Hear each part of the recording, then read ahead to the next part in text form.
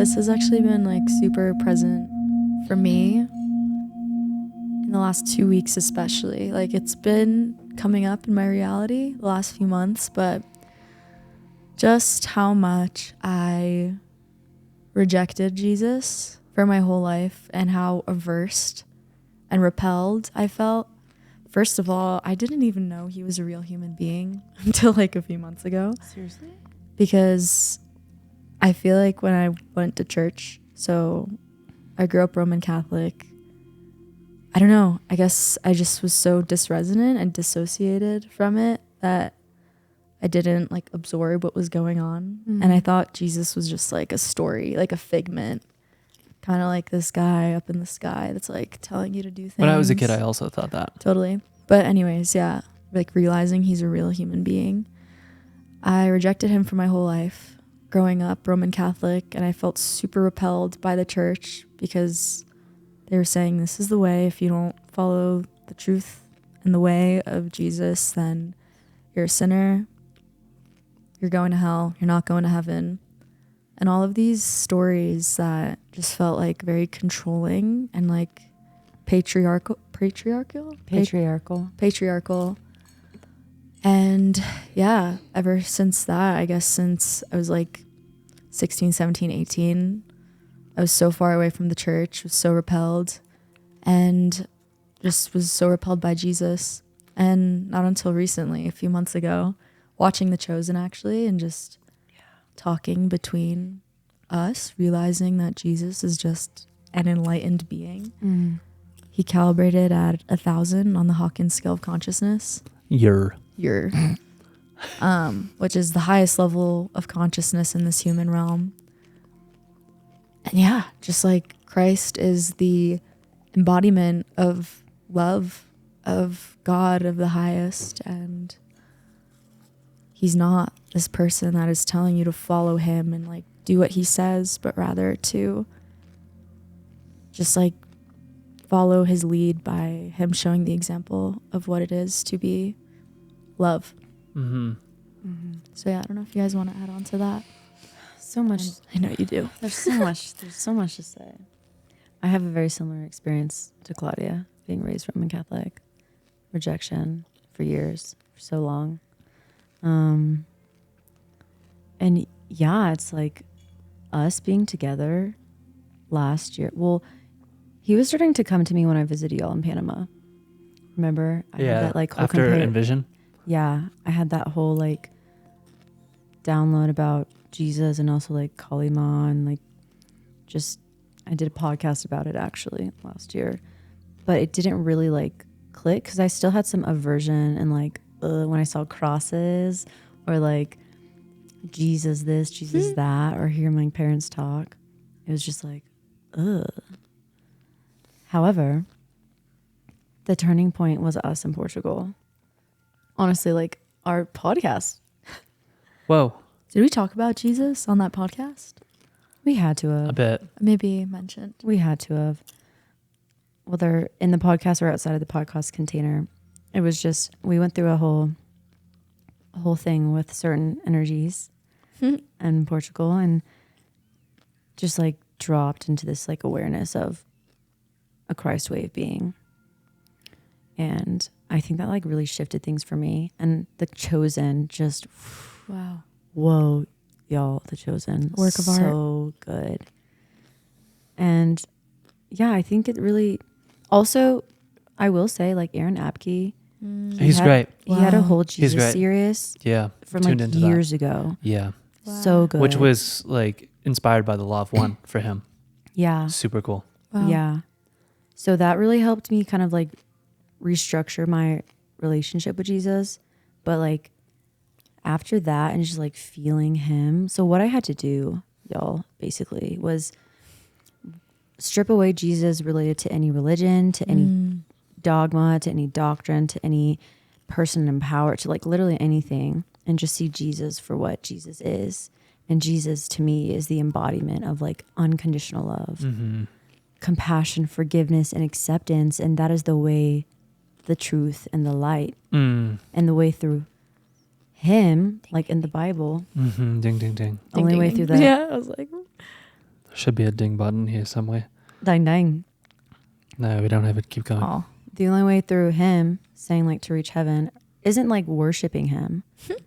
Like Jesus is the OG hippie. He's just like a rad dude that was like enlightened as fork and an ascended master that came down on earth and show us the way. And the way is through love, acceptance, forgiveness, compassion. can I just say Ray coined the term OG hippie, and that changed everything for me. Thank you. I was like, holy shit, she's right. Dang.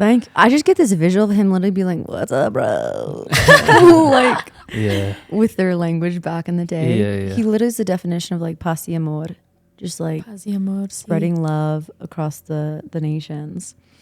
And yeah, it's been quite profound inviting Jesus in and really just feeling him. He's also like really silly, fun, Super funny. super playful. So playful. Yeah. Can I just say, like, I think the problem with most of humanity right now that have an aversion to Jesus is that they see him as a part of the church. And like seeing Right. him separate from church and religion is what shifted it for all of us. Totally. Yeah. Totally. Yeah. Jesus, to me, came through after watching The Chosen fully. And I think they did an incredible job of like depicting his character, even outside of, I mean, you think of Jesus and you think of this super holy guy that's enlightened and performing miracles, but The Chosen did an incredible job of just showcasing his day-to-day regular life.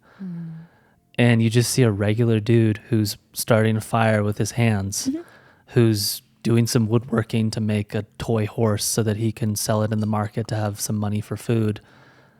And he went through the human experience, and in that process of the human experience, delivered the word of God the Father,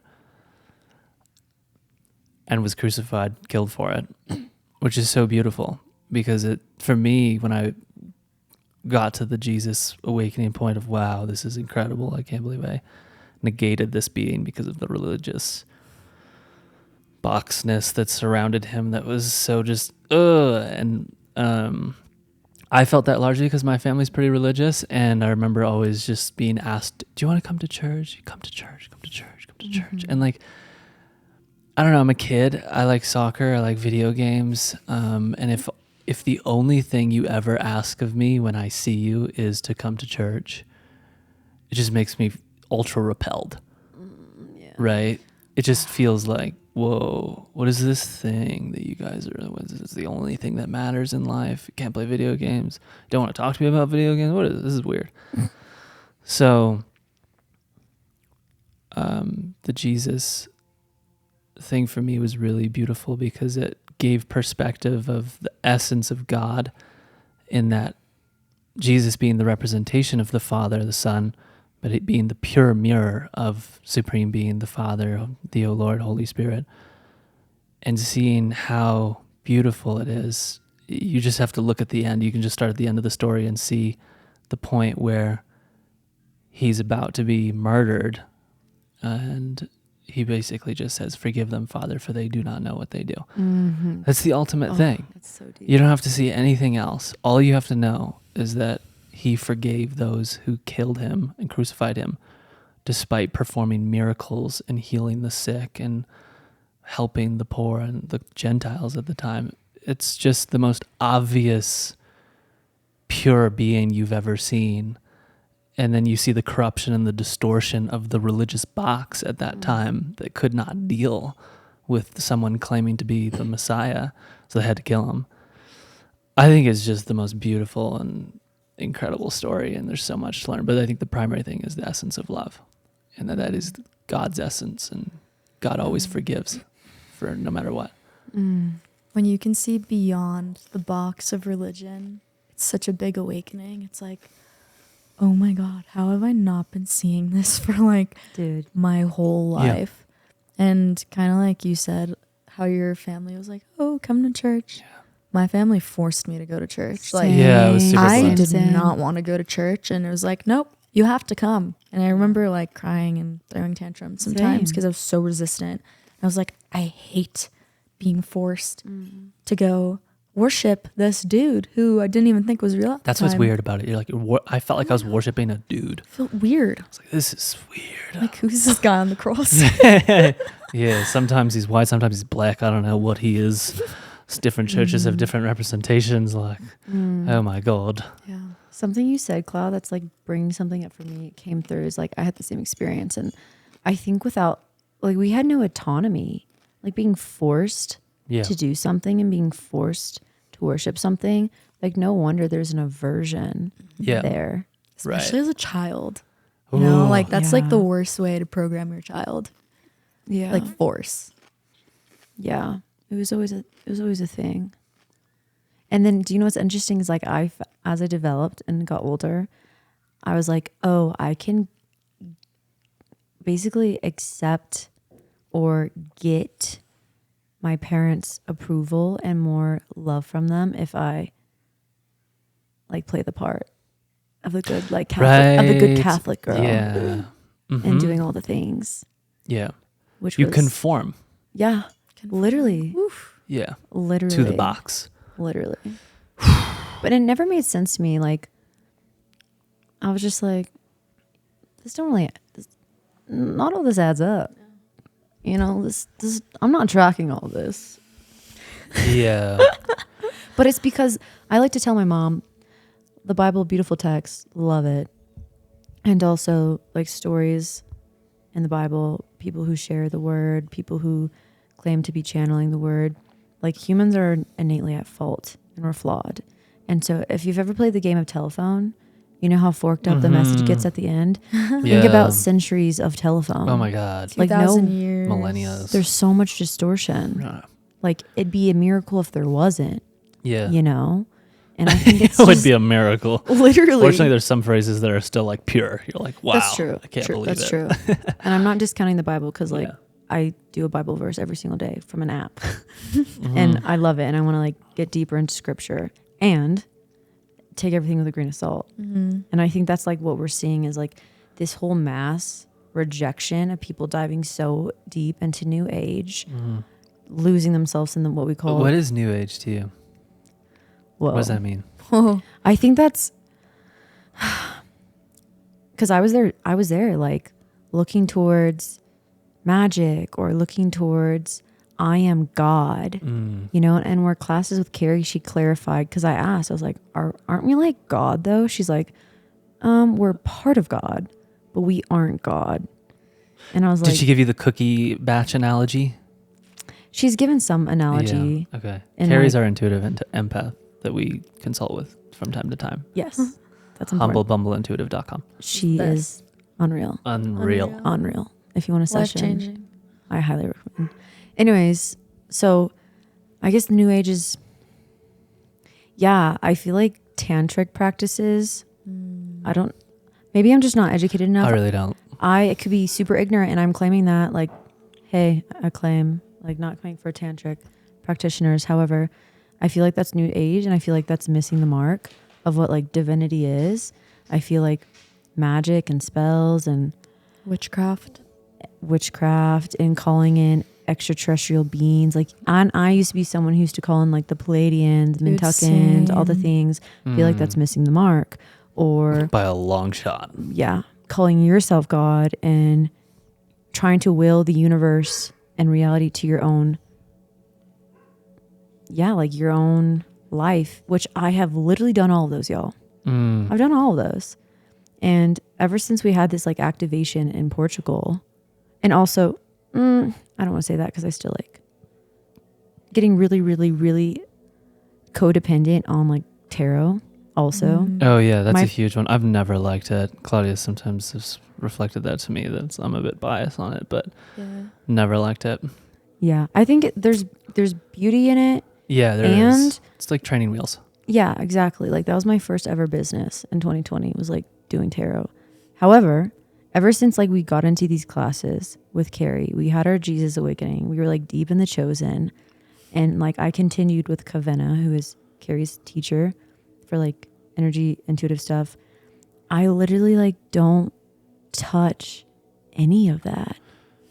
And now I'm just like, That being the astral circus. yes. Yeah. What I just described All of that. would be considered the astral Yeah. circus. Just like, yes, those are deeper ways to like contact and make sense and understand and connect, calling in deities, calling in all these other beings. And it's missing the mark. Totally. Mm-hmm.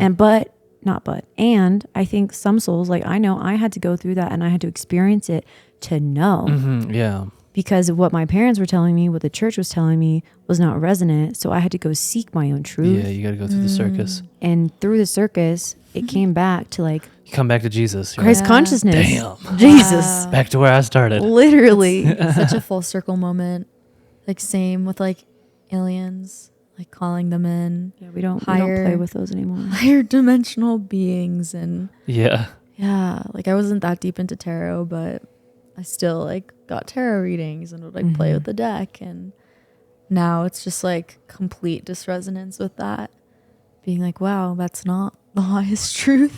That is not supreme being. Yeah. That's not like the highest love. And there's so many energies that can like distort that, especially if you're calling in aliens. Oh my God. Like Yeah. they're Roll not the just dice. good. Like you And could pray. be calling in like negative Very entities negative. that are sending like psychic signals that are fucking with your life, or like you're Yeah. literally Yeah. asking an entity attachment to You're come in. allowing it, yeah, to come through. Yeah. And also, like, even the Palladians, y'all, even like the good aliens, they're just like humans. They have good and bad. They have them, like, it's a mixed bag, Mhm. you know, just because they're in media being portrayed as like the only, not the only, very light, loving beings. Like, there are some dark Palladians that are part of like the greater agenda in society. Like, there's a lot of dark entities that are involved in like the larger scale witchcraft that's happening on the planet right now. Yeah. And these aliens are putting machines in your chakras to literally block them, Oh yeah, they're doing all sorts of Like- stuff. like straight up. crazy. And I had to get so many removed because the ETs were coming for us. Yeah. Of course. What we're talking about, just to summarize all of this for the listener, we're talking about when you pray or when you want to have help or receive help, it's important that you go to the Most High. So if you pray to aliens, you're really not shooting that high. Like Ray said, you're missing the mark by an infinite space. It's insane. Like, we can't even begin to measure it. It's immeasurable how far off you are. So you want to pray to Supreme Being, the O Lord. You could say Jesus too. Jesus was a good representation of the Father, the Holy Spirit. Krishna, I like Krishna, I love Buddha. Also good representations. But if you want to just skip the human avatars that came through, just pray to the Most High, Supreme Being, the O Lord, the one true Lord, Adonai. There's so many different words that you can use, but the Most High is like, you'll be safe there. And this, what we're talking about, is it transcends duality, right? Because you could pray to the nine, you could pray to the Palladians, you could pray to aliens, whatever you're praying to. And if you call that in and you open up a portal between you and what other dimension or realm or galaxy, wherever this being is on the other side, you're really rolling the dice, because duality exists everywhere unless you call upon the one infinite supreme being, creator of all that is. So you transcend duality, therefore you are 100% certain to receive only the purest form of love and guidance. It's just really what we're talking about in like a quick summary. 10-10 reflection. 10-10. 10-10, that's a big one. Oh, wow, we covered that quick. Yeah. Astral Circus. There is one more thing that I wanted to add to that.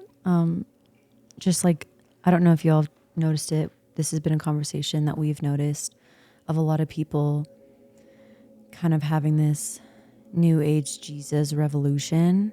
And by new age, I mean like a revolution of like a new age of Christ followers, one could say. Yeah. And what I find so interesting, and I went in deep kind of about this, like a month ago on one of my episodes, is in the Bible, Jesus says, "You will know I have returned when you've been met with a water bearer." What is a water bearer? Aquarius. What are we in? The age of Aquarius. It just started. And what is happening? An immense shift in Christ consciousness. So like people coming towards Christ, and it literally, like, we think that the second coming of Christ is Yeshua just like Coming in back, like, what's being up, like, homies? "What's Walking on up? water again. I'm back. Do you want me to make some fish multiply?" Yeah. Like, and nah, that's not what it is. It's an Nah. energy. I'm so glad you called that out. Wow, Oh yeah, my that's a It's God. an energy, and it's a code that's activated within us because we have the Christ consciousness code. That is the second coming. Exactly. We're part of that God's source divinity, and it's just being awakened. Like, this is the second coming of Christ. It's in you, it's in you, it's in me, and it's you listening, it's in everyone. The kingdom of heaven is within. Exactly. And heaven is here. We're born into heaven. Something that Bruce Lipton says, which is true. Like, heaven is here. It's a state of being. God is always present. Christ consciousness is always present. It's like, it's a choice. It's a path. It's a remembrance. It's a remembrance of that which we are. Wow. Boom. Had to say Boom. Boom. Wait, wow. I think Jesus actually came to both of us during Envision. Remember we had that moment where we were at the bridge that. Oh my gosh. The and we bridge. were just beaming. so much love. So much love. Oh, It was like overwhelming. I literally think I was in like my astral spirit body Wow. because I Yeah, felt you guys were flying. so much love. So much love. That was ridiculous. And I remember us saying like, wow, it feels like we're in Christ consciousness. I think the shift was during that time, kind of yeah. like seeing Jesus a little bit separate, being like, he's not just this person. It's a state of being. It's a consciousness that you can be in. So I think that was a big shift. Oh yeah. Realizing that. And then after that, I came to Panama, to Vanau, and that's when I got all these like Jesus codes. So highly likely, like, that was a huge heart expansion for all of us. Yeah. You know, and I also, to your point of like, it's a state of being and it's a consciousness, I want to like mirror for those listening that because it is a state of being and it's consciousness, like, you are capable of that. Literally everyone is capable. It's not like it's gate kept. Like heaven, Jesus, Christ consciousness, it's not gate kept. It's like they're literally like, please take it. Please. You know? We just have so much of this astral circus and so much false light and so many higher agendas And programming. and programmings and entity influences Manipulation. manipulation, large scale witchcraft, doing everything in their Deep power state. to prevent you from being your truth. Let's Which talk is about love. let's talk about some things that they do. They promote cigarettes. They want you to smoke. They want you to get addicted to vaping. Alcohol. They want you to drink a lot of alcohol. Because when you do these things, when you indulge in these substances and you remove the sober mind and you become the intoxicated mind, you're wide open. And the demons that be present in this domain will come right into your house and they will wreak havoc and you will be absolutely destroyed. And you won't even know it because you'll go into a zombie-like state where you become more dependent. You go deeper into vaping, you increase the nicotine percentage, you take it to like 5%. It's like, bro, wow, beef jerky. We love our Chargers. like great shit, brand. my chewing too loud. You know, you become dependent upon certain addictions and substances. And unfortunately, if you scan the savanna that is this planet of Earth, and you look at the vast majority of beings that exist here, it doesn't take you long to realize how many beings have been heavily influenced and programmed. Listen to the music. Just turn on the radio. Listen to the lyrics. Look at the most famous pop rock singers that exist and how many of them put satanic visualizations in their music videos. Wow, all of Hollywood. It's crazy. A large percentage of Hollywood. Go to the movie theater. How many are horrors and thrillers? Yeah. Yeah. What is the vibration of that? What is the vibration of that? What are you tuning into when you're watching a murder film or a satanic, ritualistic, Or paranormal? Literally inviting portals of demonic beings into your home. You are supporting that energy financially, energetically, everything. You're allowing it into your beingness. It's so prevalent that if you miss it, you're blind. But unfortunately, the vast majority of mankind is so blind to it. They can't recognize that the music that they're just subconsciously tuning into is programming them. It is influencing them. And it goes a step deeper. It's not even just like the subliminal messagings in the music or the words or the music videos with like satanic symbolism and metaphors woven. It's literally the frequency. Right. They modify the frequency of these songs. Like, for example, Travis Scott, his songs, what it's calibered to the frequency is shown to produce agitation and anger in people. Why do you think all of his like shows were so violent and like ragey? Oh my God. The FM AM radio, like a few decades ago, the FM AM radio shifted their frequency for broadcasting to a frequency that's disharmonious to the human frequency. Literally like naturally dysregulating you. The news frequencies that naturally dysregulate you. It's like literally everywhere. Take out the words and the images. What is the frequency that is being emitted? Like it's so planned. It's such a dark agenda.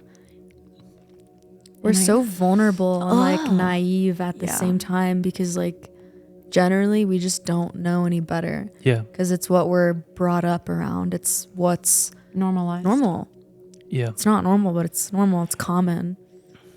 And that's why like we are consciousness. Like we come into this realm as pure consciousness, but like everything around us has an impact, has an influence. So like becoming conscious of like where you put your energy, what you tune into is so important because that all has an impact. That all shapes you. That all impacts you. Yeah. That's why when we get in an Uber and somebody is, do you guys want pistachios? Okay. You want some pistachios? I'm good. It's super like when and this isn't a judgment. I want to be very clear. It's a very fine line that we're speaking of here. But when somebody tunes into the radio, it's a default station. You're putting your power in the hands of someone else and saying, you program me. I'll allow you to choose the songs. Sure, you can change the station. It's the power is still within you. But most people will just pick what's the most popular radio station in my town? It's 91.7. That was me when I was a kid. I listened to 91. Z100. It was 91.7 The Bounce, Edmonton, Alberta. I would listen to that. Default top hits. Like they'll say it. It's so there's like so much bias, psychological biases because I'm listening to the best music. These are the top 10 hits on the pop billboards. So to who? Like, right? Yeah, right. But as an insecure teenager who doesn't understand what he likes in this world, he just wants to fit in. So I just want to make sure that I'm listening to something that other people are listening to so I don't like die. It's a matter of fight or flight. Fitting into the mold. Right. And that's where it's just so interesting because only once you've gone through an awakening, a God awakening, will you begin to become so conscious of everything you consume, whether it's vibrationally through music or the seed oils that are in vast majority of foods or the fabrics that you wear, whether it's made in a sweatshop in China or what it's everywhere. Everything. The people you hang out with. Like, do you recycle? Do you not recycle? There's so many different, like, it's insane to be a pure loving being in this realm. There's just like 24/7 things that you have to be aware of. Everything tries to convince you that you're not that. Yeah. Yet you're not pure and loving. Yeah. Yeah. And I'm glad you clarified briefly, Tate. This is not judgment. I want to make that very clear. And I know those listening who maybe have not walked the walk that we have walked or that many others have walked. Like, we're not the first, okay? This isn't like some original idea. Like, many before us have had these realizations and awakenings. it's like the matter of discernment, like deep discernment, and realizing like actually those in charge don't have your best interest, because you are the product. You are the product, and you are the puppet through which they can fulfill their higher agendas, which serve the dark and serve ego and serve the path to self, which is like talked about in the Law of One, and just serve ungodliness. Yeah. So I just want to put that out there. This is not like us bashing, because this is kind of the stuff that I was averse to with religion. Oh, I can't do this. I can't do this. I can't do this. You're telling me I can't do this. But they didn't know why. The commandments. Exactly. They didn't know why. It was just like, some old man told me this, and now you can't do this because I was told I can't do this. Right. And I'm like, but like, why can't I do that? What is the reason? And so few people can like actually speak it. I found that if I would go to church, because I went to church a few times as a kid, I would see people that go into this consecrated space known as the church, and they would have their best behavior on, and it was fantastic. It's like, cool, man, like everybody here seems pretty chill. But then you get in the parking lot, and like people are fucking honking their horns. They're like, what are you doing? Like the people are like, some people are just, and it's like, what? Like, love thy neighbor as thyself, and you're giving the middle finger, cursing in God's name already because someone's taking your stall. And so there's such a lack of integration on the teachings of Christ from the beings that are quote unquote abiding by it, which is difficult. Yeah. If you're very blessed, if you are in a household that you could say is Christian or whatever faith that loves Jesus, and actually those beings that you are centered around are embodying the word and the teachings. This is just so rare. Totally. I want to give an example of it too, of just like the control and manipulation. So for example, right now, like we all know there's like wars going on. The media will give you a specific story that may not be true to try to control your mind. They're literally mind controlling you to believe their story of what's going on, when the reality is their intention is control, power, manipulation of it over the people, so that they can keep you and us disempowered, so that they can control us easier. And in this time where like all these awakenings are happening, so many people are starting to see clearer.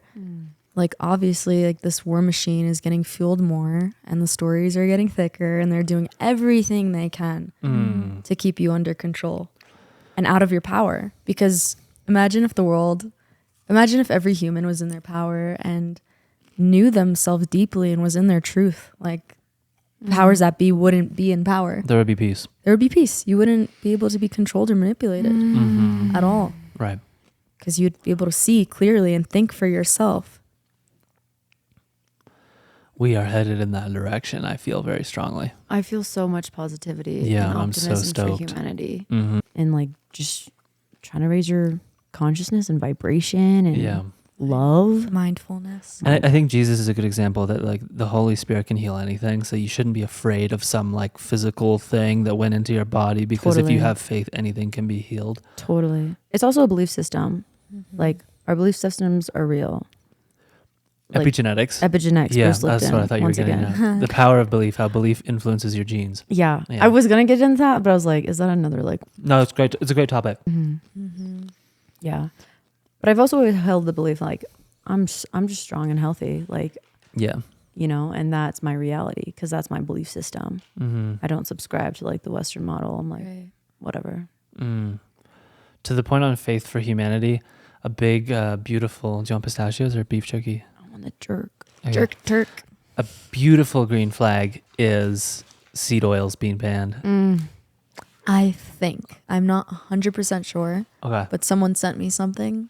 So the government might be banning that. Might. Okay. But they're giving companies a year allegedly. Again, don't know if this is fully true. They're giving companies a year to wean off of the seed oils. This is really special, and if that is true, which you can probably do a Google search and figure it out, legendary. Like big shift. Because that is in almost everything. Like when you go to a fast food restaurant, oh my God, the inflammatory. Yeah, it's like one of the most inflammatory things for the body. Terrible. for the brain, everything. So, feeling like that was a legendary good topic, and that we should shift to a new topic in our bubble. Oh, puppy dog. I want to talk about Satori school. Okay. Ray. Okay. First, I think for like my brain, I'm like consciously like closing the Jesus container. Okay. But Jesus is still here. Yes. Always. Always. Yeah. So. Okay, Satori. I'm so excited, y'all. Yeah. Yeah. I'm really excited too. Let me first maybe just tune into Satori real quick. Okay. So, for context for everybody listening, Ray has been a pivotal being in my life and in Satori school as well as Claudia, but specifically Ray. I've basically been withholding this share from her for almost a year. It's been like, I don't know, 6 or 9 months. So this is sort of a big moment, but I could have done it over a Zoom call a long time ago, but it is like figured it'd be better on a podcast. So a little bit of context for everybody listening. Satori School, the intention and the purpose and the mission of this nonprofit is to guide humanity back to inner peace. That is 100% what we're focused on. And we intend to do that through sharing God's word. Now, I can already hear people saying, well, who are you to share God's word? You're just a human. Well, we're all independent individual snowflakes that are connected to the one infinite creator. And so we are all a piece of divinity. And by virtue of that, we have the right to connect directly to source and share that word perfectly. And so Satori School will intend to accomplish that mission or have an impact on bringing people back to inner peace by bringing on high vibrational beings that have connected deeply to Supreme Being, God, the Father, the Mother, whatever you want to call it, reverentially capitalize it, and have them share and transmit their learnings. And so this is a representation of that. Everything that you guys have shared on this, what I've shared, anybody that's spoken on Satori. And we also intend to do that through music, through books, through documentaries, through films, any way possible that we can transmit the word of God. Because no matter what, if it is pure and it is true and it is a very high truth, and it comes from that direct source, it will have a profound impact on mankind in a positive way, no matter what. So that's the intention. Ray in Portugal, for a full circle moment. You guys are just staring at me. I'm like really like trying to tune in. I can tell. For a full circle moment in Portugal, we had a podcast. I don't know, it was like 6 months ago, and it was such a high field. It was so beautiful, and for whatever reason, the phrase "purity pals" came from you, and we were all vibing super hard. You were like, "We're like the purity pals." Oh my god! And I think the intention, or what we were talking about, was the possibility of making a show similar to not Rick and Morty, Midnight Gospel. Mm-hmm. Except it was going to be called like the Purity Pals, and it'd be like funny snippets and cartoons that are all related to God and conversations that we're having. That was really beautiful. And so Satori School has come a long way. Oh, that's a bit eerie. Don't want that.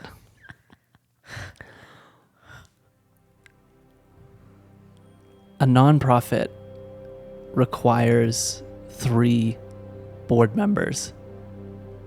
And it's just a law. It's just how it is. The way it works in the US is that they say that in order for you to have a nonprofit, you must have 3 members on the board. I can't just run it myself, because then I could do a bunch of greedy shit with all the money that comes in.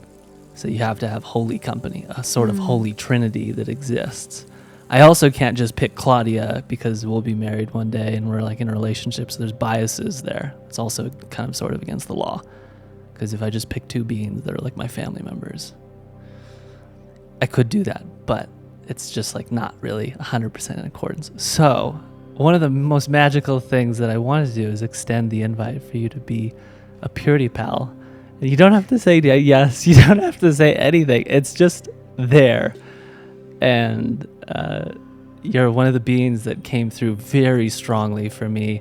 And Claudia knows this. I was going through this process like 6 months ago, I think. I was like, babe, like I got a list, like here's the list, and I was just going through beings, and you were like just such a yes across the board all the way. And it was such a shock to me, because I feel like, honestly, I feel that we really bonded in Portugal. That was our first moment where we really deeply connected. We didn't actually get a chance to deeply connect and envision.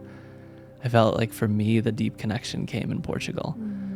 And that was such a short window, to the point where I was kind of shocked when I was going through the beings, and I was feeling like, whoa, this being that I have had such a short window of depth and connection with is one of the most purest beings that I know, aside from Claudia. And she is just an absolute yes for me and would be amazing. So you don't really even have responsibilities if you say yes. It's more just like, if there's money going places and different things, the board needs to look at it and approve it and make sure that like this is in the highest and best interests of the mission, so that Taylor can't just be like, yo, we got a bunch of money, let me just give myself $100,000 a month or some dumb shit. Like, the government would see that anyways, but yeah.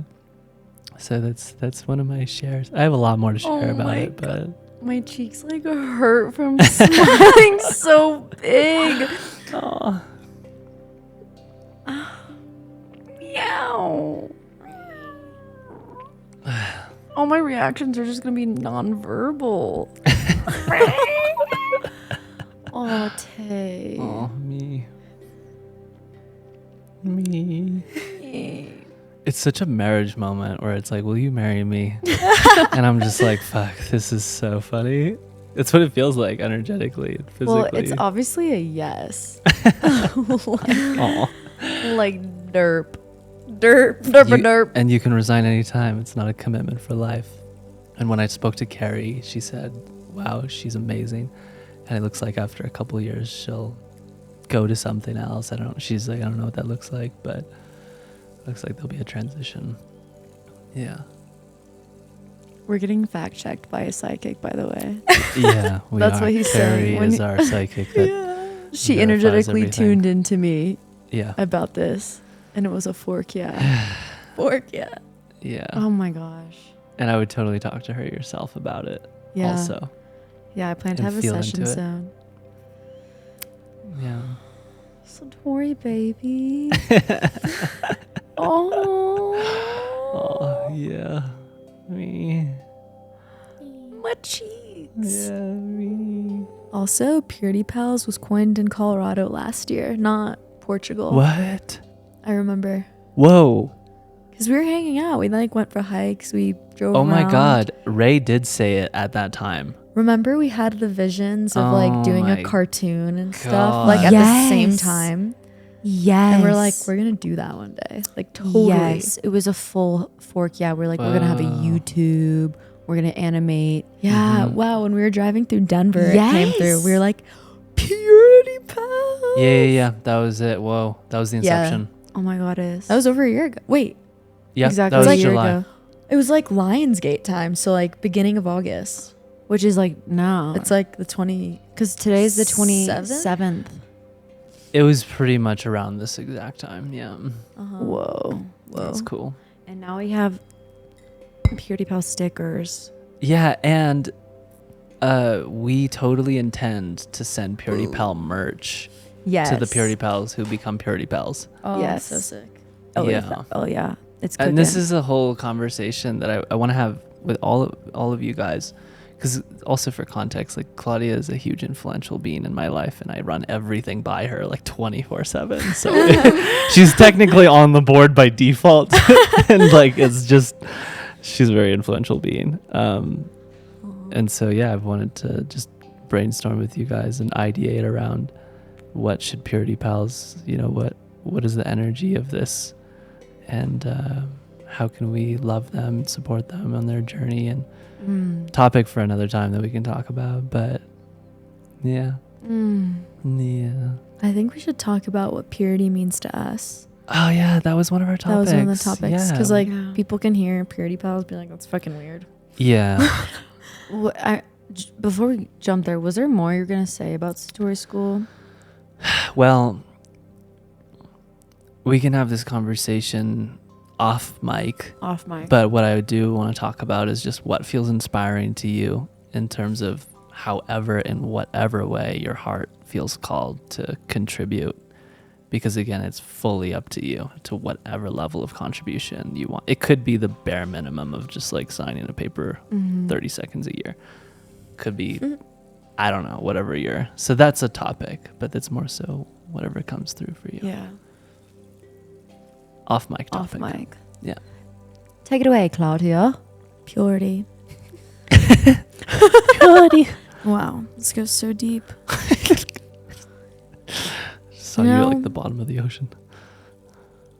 For my whole life, I felt very like out of the box. I felt like I never really fit in. I felt like different, not like superior, but just like, I don't know, different. Like it was hard for me to resonate with a lot of people. And for most of my life, I thought I was like weird.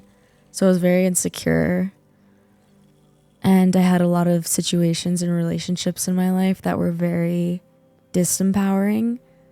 And I dimmed my light a lot and almost lost a sense of who I was because I wasn't safe to be me. So, yeah, just like deep insecurity, which led to anxiety and depression.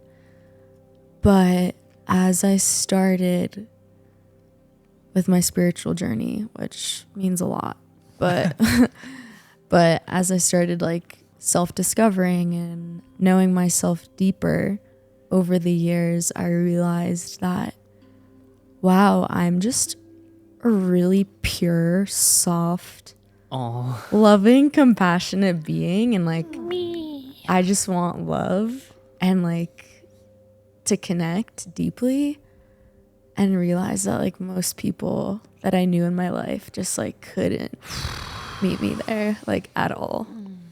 And it was like very isolating.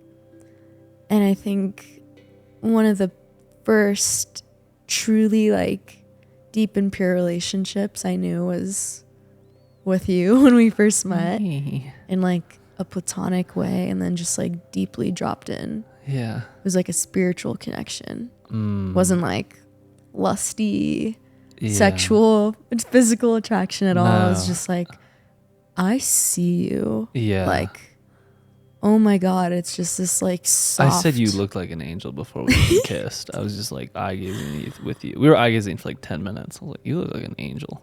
Yeah, I don't think before that, I don't think I've ever connected that deeply. I don't think I've ever felt seen as deeply as you saw that's me. So And like, beautiful. I felt your softness. And like at the time I didn't know like what to describe that as. It was just like, I didn't either. it was like a knowing of like, oh my God, I feel seen and recognized for the first time in my life. What is this? And it was just like an insane awakening just by like knowing you and connecting deeply with you. So that was the start of it, and just like realizing how beautiful and harmonious connection can be. And that like so many lower vibrational things like jealousy, competition, just like nasty things, disempowerment, like that's normal. It's not normal. It's common. It's like dysregulation. It's not rooted in love.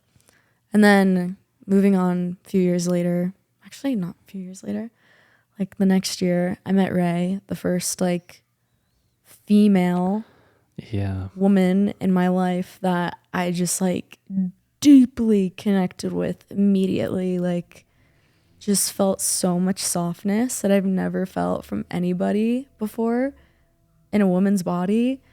And it was just like the most wholesome, beautiful experience that I'll remember forever. Oh. Yeah. And just like feeling so seen and just like accepted and like loved for me. And I've never like felt that. So yeah, that's how purity found. And it's been the most like life-changing thing. because yeah, just like feeling so fucking alone and like isolated for my whole life, and just like feeling not normal and like not seen was so like detrimental.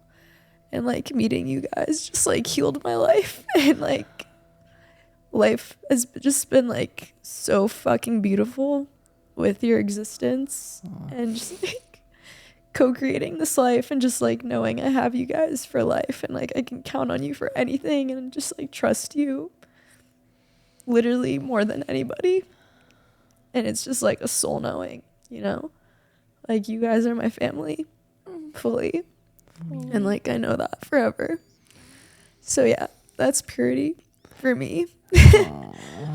And that's why it's like literally top value, because what comes with it is reciprocity and just like true like authenticity and humility, vulnerability, and just like showing up as you are without a mask, with compassion, love, and acceptance as you are. Purity. Oh my God. I didn't think I was gonna cry. Claudia. Me. Oh yeah, and also like playfulness, like the Yeah. spiritual journey, or like I don't know, just association with Jesus can be so like serious, and like rules and having to be or act a certain way to be accepted into this box of spirituality, which like I thought for a while, but like no, the highest vibration is amusement and like joy and play, and just like not taking this shit so much so seriously, because it's really not like it's not that deep. Like it It's not feels that like deep. it is, but yeah, it's like if we're not laughing, then like what's the point? If we're not laughing, what's the point? Like I just want to be a child, and I You think know, We're all Jesus. children's on earth. purity is That's just what like Jesus said. returning back Mhm. to your child, entering the kingdom within. Like if you can't become a child, you won't enter the kingdom of heaven within yourself. And that's a part of purity. Ye shall not enter into the kingdom of heaven unless ye be converted again as a little child. That is the King James Version, a little bit butchered. And it's crazy because society views children or like playfulness and adults as like immature and Yeah, like absolutely. no, you can't be that way. Like Uh-huh. you're not gonna be accepted. You're not gonna succeed in life. But like that is the way. Accessing your It joy is. and like your truest, purest essence is in your child. And like being able to access that is truly the greatest gift. 100%. In my What's coming opinion. up for me when you say that is that like that's the point. Can you move your mic That's a bit closer? I'm saying what's coming up for me when you say that is I can't help but like see that that is part of the agenda to take you away Suppress. from your playfulness, your silliness, your purity, that innate quality that's within us, to tell us that's wrong and that's disempowered. Yeah. So like all these people are just like so far away from amusement and lightness, and it causes the world that we're in, which is changing. I want to give a quick example to that, what you're talking about, real quick. I was at a coffee shop with Claudia, and they make a lot of pastries, delicious pastries. And I went to the bathroom. On my way to the bathroom, oh yeah, this is weird. How did this happen? Oh, on my way to the bathroom, I saw the woman in the back of the cafe, and she was, I'll take it, and she was making the pastries. So when I was in the bathroom, I was just so like, wow, I'm so excited to go and like say hi and just tell her I appreciate her work and her art for making these beautiful pastries. So I get to the bathroom, and I kind of take like one step into the room where she's making the pastries. Like I'm just one step beyond the door, and the door was open. And I'm looking at her and I'm smiling. I'm like, hey. And she's like kind of confused that I'm so just filled with love. And I don't think anyone's ever done this before, clearly by her reaction. I was like, are you the one? Are you the one who makes these amazing pastries? And she's like, yeah, that's me. Kind of like, huh? And I was like, wow, like they're so beautiful. Like that's so cool. And then just immediately this ogre of an energy came behind me and was like, excuse me. And I was just like, holy shit, what the fuck? I was like freaking out, like spiritually, just like not like my energy body was like, woo. And like I turned around and it's this woman who was just like, against policy, please. And I just was like, whoa. I was like, I was just like telling her how I'm like appreciating her art of making these beautiful pastries. And I'm smiling and looking at her with so much love. And she is pissed. And she is basically projecting so much anger onto me for breaking policy about taking one step into the baking room where no other humans are allowed to be. And that is the opposite of purity. That is the opposite of treating thy neighbor as thyself. And I prayed for her and I just looked her in the eyes with so much love. And I was like, I love you. It's okay. So yeah, this is just an example that came to me. Taylor, whenever you said treat thy neighbor as you treat yourself, that's something in the Bible for those who aren't aware. I just had this like kind of message that came through that was like, you know, it's no wonder that I maybe want to rephrase like this syntax of that.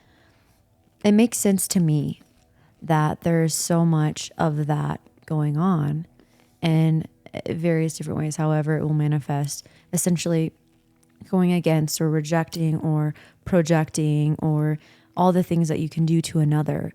Anything that is not unconditional love, acceptance, forgiveness, and compassion towards another essentially would be going against like treat yourself as you treat thy neighbor as you treat yourself. It's no wonder because people are so separated from self. Right.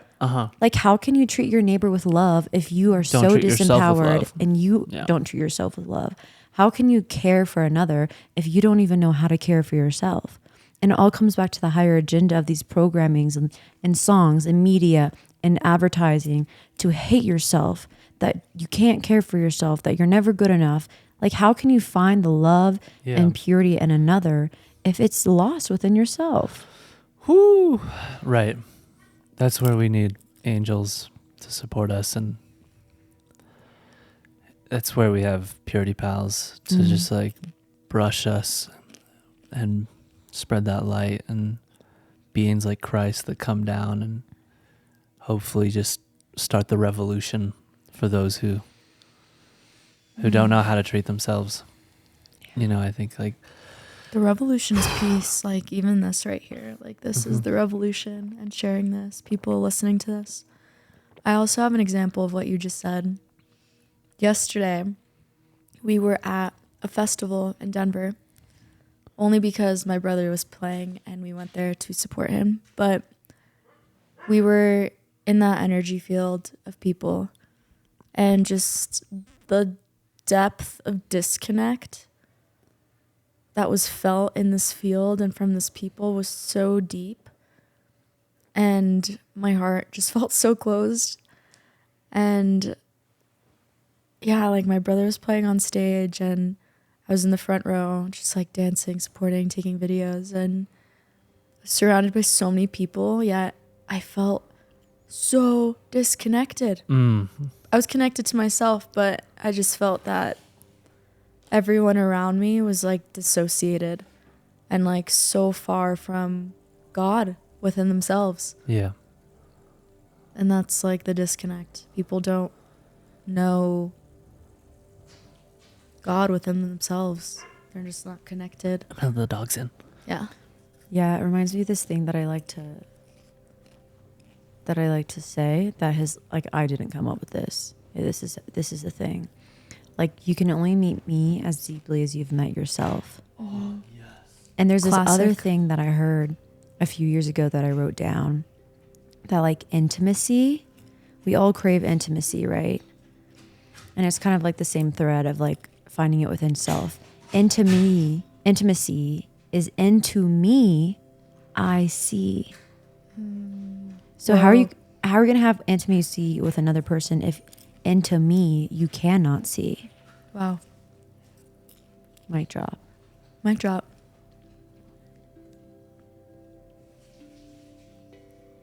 I don't think people look into themselves because they're afraid of what they'll find. And they repress it, they reject it. They don't want to look because it might be painful or scary, because they know that if they look at it and if they feel it, then their life might change.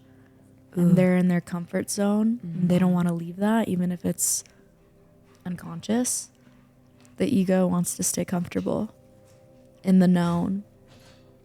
And if you uncover something within yourself that has been repressed because it might have been traumatic or something, then yeesh, that may be difficult to look at. Or even like a shadow that you're not ready to see yet, because it will totally shatter your ego. Totally. Like ego deaths. It's so real. If y'all haven't experienced one yet, get in. Buckle up. I was gonna say, yeah, get ready, get ready, because it's real, and it's just in the service of higher awareness, higher consciousness, getting you deeper into a state of love. And I mean, that's what I've experienced. Like, they have forked me up so deep where I was like at the bottom, just like questioning everything. Whoa. We had a moment in Portugal, remember, Claudia? So I received all these projections from these two beings in my life. Oof. And That's so tough. When you have, what's the antithesis of holy company? yeah, yeah, When you have two. yeah. And I was literally spiritually attacked. Like, yeah, it was a whole thing. That's a whole thing. I've never seen you like that. Anyways, I literally like lost all. I was like having a major ego death, and I literally was crying to Claudia in Portugal. Like, Beauty Bell. am I a fraud? Like, am I even love? Like, I genuinely don't know. Wow. Like, I lost myself fully, and like felt so. I don't even know. I literally thought I was like depersonalizing, and then I had to like come back to myself and come back to God. And she was like, no, you're literally, I'm like, I'm your mirror, and I'm telling you that you are love. Aww. And you are purity. And I was like, I don't believe it. But it's real, you know. And I think that was a thing that I went through, and it helped. Yeah. As crazy as it sounds, it helped come deeper into a state of pure love. I'm like, okay, I'm love, and this ego death was really hard, but how can I be like more love? How can I be forged into like deeper love, deeper compassion, deeper acceptance, deeper forgiveness, you know? Mm-hmm. And I feel like it can manifest. There's no like one size fits all. Like, everyone's experience is going to be different. So maybe y'all can experience an ego death. Or share. Oh, I'd love to give a share. Okay, go. I don't know if you've actually heard this one, but I had it fully at Envision. Well, especially when me and Claudia started dating, but I'll just give a brief summary and synopsis of this. I was a businessman. I was like full business. Wow, he was business, so business. analytical, logical. To give context, since I was pretty much 18 years old, I worked insane hours. I'm talking like 12, 14 plus hours a day. Like, I need to make a lot of money, like financial freedom, number one focus. Fuck everything else was my motto. I was just like, nope, no women, no partying, nothing. It's just, we need to make money. That was just me and me. Anyways, well, Claudia came into my life, and that just absolutely shattered everything. In the best way. In the best way. And so what it did was it challenged all of my beliefs. And one of the very first ones that was so deeply rooted within me was drugs. And my parents always raised me in a way of stay away from drugs. Don't do it. Don't ever do it. And this was just deeply programmed into me. So I had a huge fear around everything. What is now legal, psilocybin or, the ketamine clinic, stuff like this. I was so afraid of all of that stuff. And I didn't know anything about it, but Claudia went through a transformational experience with heart medicine. I think it was MDMA. Yeah. I wasn't there for that, but we had just started dating and she came back home and I knew that she wanted me to have this experience with her. And I was not about it. I was so, nope, I won't do that. And I could feel the visceral fear in my body that this person I love is now doing something I absolutely would never do, but I love them and I trust them. So I'm in this predicament. I'm in this dichotomy. It's such a catch-22. Like, what the fuck am I going to do? Am I going to fight and like leave this person? That was a huge test. And fortunately, her and Emma convinced me to take the red pill, quite literally. Yeah. And it was the most transformational experience I've ever had in my entire life. And it was super transformational because I had done so much spiritual work prior to it, reading so many of Hawkins's books. Read like every Hawkins book there was. I was objectively very intelligent about the spiritual realms. I had understandings that were incredible, but objectively, from like an intellectual standpoint, I didn't subjectively experience any of it. But what MDMA does is it blasts you into the high 500s on the Hawkins scale of consciousness, which is 570s. It's a very high level of consciousness. Most of mankind calibrates below 200 in like a fight or flight state. I had never been up there. And so I went up there into absolute pure love, unconditional love. Bliss. Beyond unconditional love. Like you're just feeling love for everybody at such a level that's like, whoo. I remember getting up there and realizing that I had so much work to do. It was a realization of, whoa, I am so far from this. I was walking around the dance floor at LCTO during this festival, flying, just being like, oh, I didn't realize the elevator went this high. The elevator of consciousness. I didn't think, and for me, I had the understanding that I could reach this in a sober state and that was fully possible. I didn't see it as a drug that like, oh my God, this is amazing. I saw it as, whoa, I'm going on a spiritual journey right now. And I'm being shown the trailer to the movie that is possible through soberness. And this is what all of the different yogis and avatars have gone through, is they've gone through all the different levels of consciousness and made it all the way up to peace and like the enlightened states, which is beyond bliss. But bliss is very close to enlightenment. And so it just shattered my paradigm of who I thought I was in every single way. And I came away from it. All of my social anxiety was pretty much gone. I felt so comfortable around people. Prior to that, I couldn't dance in public. I was just like, so awkward and like, yeah, it was so just socially awkward. Before. Like everybody also kind of reflected to Claudia, like, who are you with? Like, what? Who is this? He doesn't listen to music. Like, what? It was very stiff. Your style was very weird. A lot of people reflected to me that I looked like I was in Nazi Germany and I was a soldier or a general. It's just like my general vibe, I guess, that I gave off. So it shattered me completely. And talk about Jesus saying that the kingdom of heaven is within. A lot of people, when that experience happened, shattered my ego, and then it was a whole 2-year integration journey to like today. And so many people have reflected to me, wow, you look like Jesus. Never got that before. And it's just so crazy that on a physical level, like obviously this isn't everybody's case, but for me it was, where on a physical level, people are now seeing me as a representation of Christ because they physically feel that in, I guess, my physical appearance, but also my energetic field that they feel when I'm feeling this joy and happiness. So, talk about an ego death. That was the scariest moment of my life, was taking MDMA. And I thought I was going to die. It went against all my programming. It's crazy. Very difficult. Damn. It's like it took you being seen by someone on a soul level to break that. AKA you. AKA me. Yeah. In this case.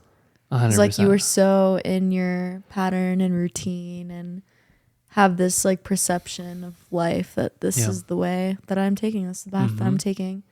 But it took like an outside perspective of seeing your potential and I guess like trying or like having a surrender experiment of like, wow, this changed my life. And I know that if you did it, it would absolutely change you. I don't know what that would look like at that time, but you I was knew. like, I know this is going to absolutely shift. Like, and you knew that it wouldn't work if I didn't. Yeah, I knew. Which I felt, and that was so scary. Totally. And it's crazy because sometimes you're faced with what feels so like Ray, you were talking about the two beings that were like reflecting a very anti-holy company energy that's making you question your existence and your connection to self, right? That's a unique scenario. This scenario is more like, here's someone that is actually pure and but I have to have the discernment to decide, is this actually the right decision, right? Like, should I follow through with what she is presenting and offering to me? And that's where it's so crazy. It's just, you have to decide from within. And if you're lucky, you have holy company around you, like you did with Claudia when you called her and you're just like, bah! And I feel like we are so blessed because where we are today, we have so much holy company. We have us, we have Carrie, we have so many different beings. I don't want to go down the list. There's a lot of people, but it's rare to even have one. And I feel like we have on two hands, and it's so special to make it that far. So that was my ego death experience. Wow. I love it. And just for the listeners, I did not know Tay before that. Yeah. So it's hard for me to even imagine Yeah. like what that version of yourself would be. Dude, it's like actually night and day. Yeah. Like we wouldn't be friends. You guys would not even like. Yeah, no, we wouldn't be You friends wouldn't at all. even look at each other. I mean, No. you would, but Probably it'd not. be like I, you wouldn't notice. yeah. But like with your physical appearance, literally, I think what helped this like Jesus awakening when we were in Portugal is like you actually give Yeshua like physically. That was a huge part of my Jesus awakening was people telling me, wow, Jesus, like people screaming Jesus. First time I got to Colorado, me and Claudia went for lunch. Oh Someone was my like, God. Jesus, what up? In Golden. I Yeah. remember And I that. was just like, oh my God, the amount of people. I asked Carrie, I was like, Carrie, what is this? Why are people calling me Jesus? What'd she say? She said that it was preparation for a time in which there's a lot of people who know who I am. It's sort of a humblingness, like, hey, like, you know, you're not Jesus. People are telling you that you're Jesus. And it's sort of just a reflection of know that you're not Jesus, but it's a beautiful compliment from the universe, but don't take it. Yeah. And like build an ego around it, Yeah, sort of, because yeah. a lot of people can do that. They might even change their name to Jesus. Or Yeshua. You know, and there's nothing wrong with that. Do that if you want. That's fine. But there can be a contextual scenario where you take it too far. Totally. And that would be falling into ego. Right. Spiritual ego. And that's the scariest. The scariest. Oh my gosh. Spiritual ego. Okay, Cloud, what's yours? Oh, I'm sure you've had many. Oh my God, yeah. The biggest first one that I had was actually with a plant medicine psychedelic. First one was on mushrooms, where that just absolutely revolutionized my life. But I think I'll share the one with ayahuasca, where it just like zoomed me out so far out of my ego that when I like came back to earth, like I questioned my whole reality. I saw everything from a completely different lens. I was like, wow, like my life right now is a result of my programming and like how I was raised and my environment and my friends and Whoa. like all of that has impacted me and influenced me into who I am today. And like that is not me, like at all.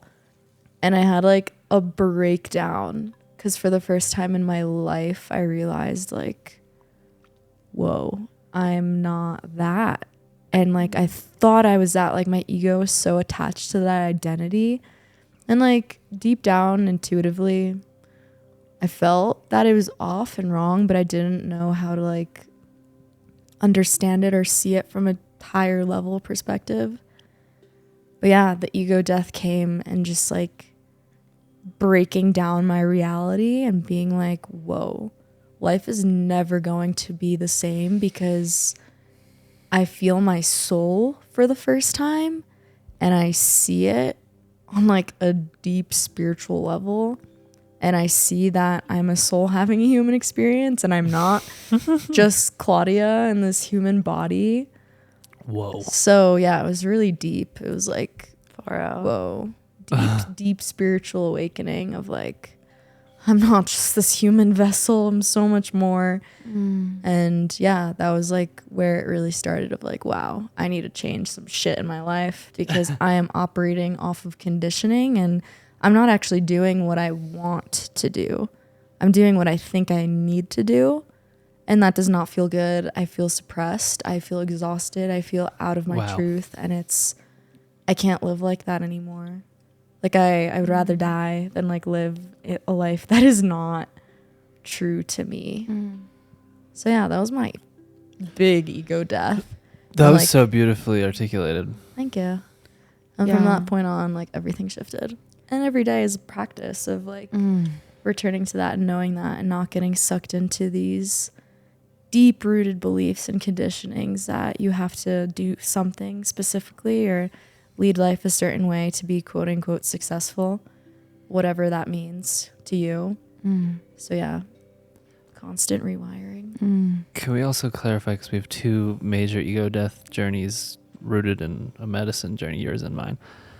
It's not necessary, and you don't have to go take ayahuasca or MDMA or mushrooms or anything. It's very helpful to zooming out and connecting to your soul. It was extraordinarily helpful for me, but I feel like if you go and you dabble with that, you should feel it from your heart and make sure that you are very safe about how you engage with those medicines, because most people don't understand how powerful they are and they don't engage with them properly. So just do your due diligence and be very conscious. If you feel inspired by these shares, reach out to somebody who has experience that you feel is a purity pal.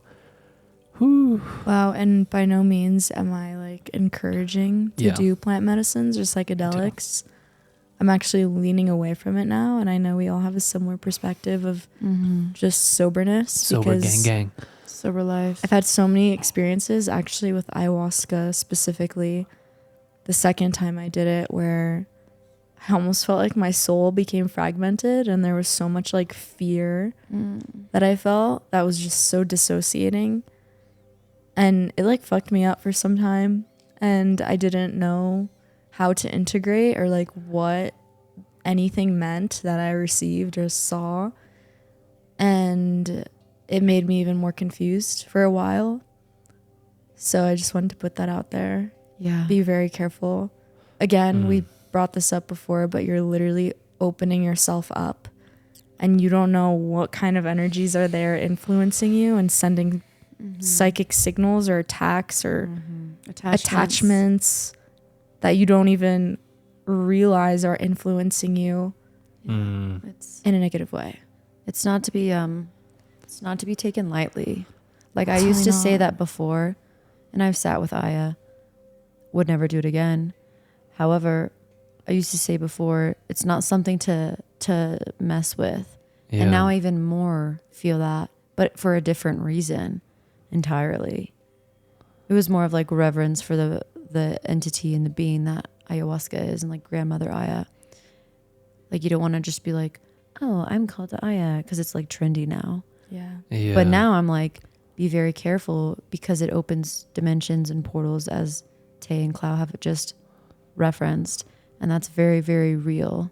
And like my psychic teacher has literally had a whole thing with people who've taken ayahuasca and they've said, oh yeah, I'm channeling the spirit of ayahuasca. And she's like, no, you're channeling a red reptilian being behind you. That's what you're channeling. Oh god, that's Oh my God. scary. So Some scary. red reptilian being. that exists out there for sure. So just, back to the central theme of like discernment. Discernment. discernment. I feel something from the Bible saying, "Thou shalt keep a sober mind." If I knew then what I know now, I wouldn't have done ayahuasca for the second time. I wouldn't have gone to the Amazon. Like I wouldn't. Like experience was amazing going there, but like doing ayahuasca again was not needed. Mm-hmm. Like the first time I did it in Boulder, like 3 or 4 years ago, there was 3 ceremonies in a row, 3 nights. Absolutely changed my life. So grateful. Opened me up to a whole nother world and dimensions, which was needed. But again, I would never, knowing what I know now, I'd never do it again. It's not needed. Mm-hmm. Yeah. And also, this isn't for you to, like, if you do dabble in that, don't feel guilty or shame. Oh, or no. like, this isn't judgment. Yeah. Like, No. this is our own experience. Yeah. And like the information, the wisdom, the knowledge that we have collected and gained. Yeah. And this is our path and the way we walk. You don't have to walk this way. You're free and entitled to walk your own path. Yeah. You know, but this is a Satori space for sharing, like, authentically. And this is what we're doing. Sharing our voices. Yeah. Take it or leave it. Yeah, I was just going to say, take it or leave it. We actually categorize the Satori podcasts as entertainment. So Oh, really? for all legal purposes, this is entertainment, everybody. Wink, wink. It's also Wink, wink. education, but Take what you will. Also, Claudia, when you were talking about your ego death, there were 2 things that I tracked that I really wanted to come back to. The first thing is like how much courage it takes to know I'm deeply unhappy. This isn't working.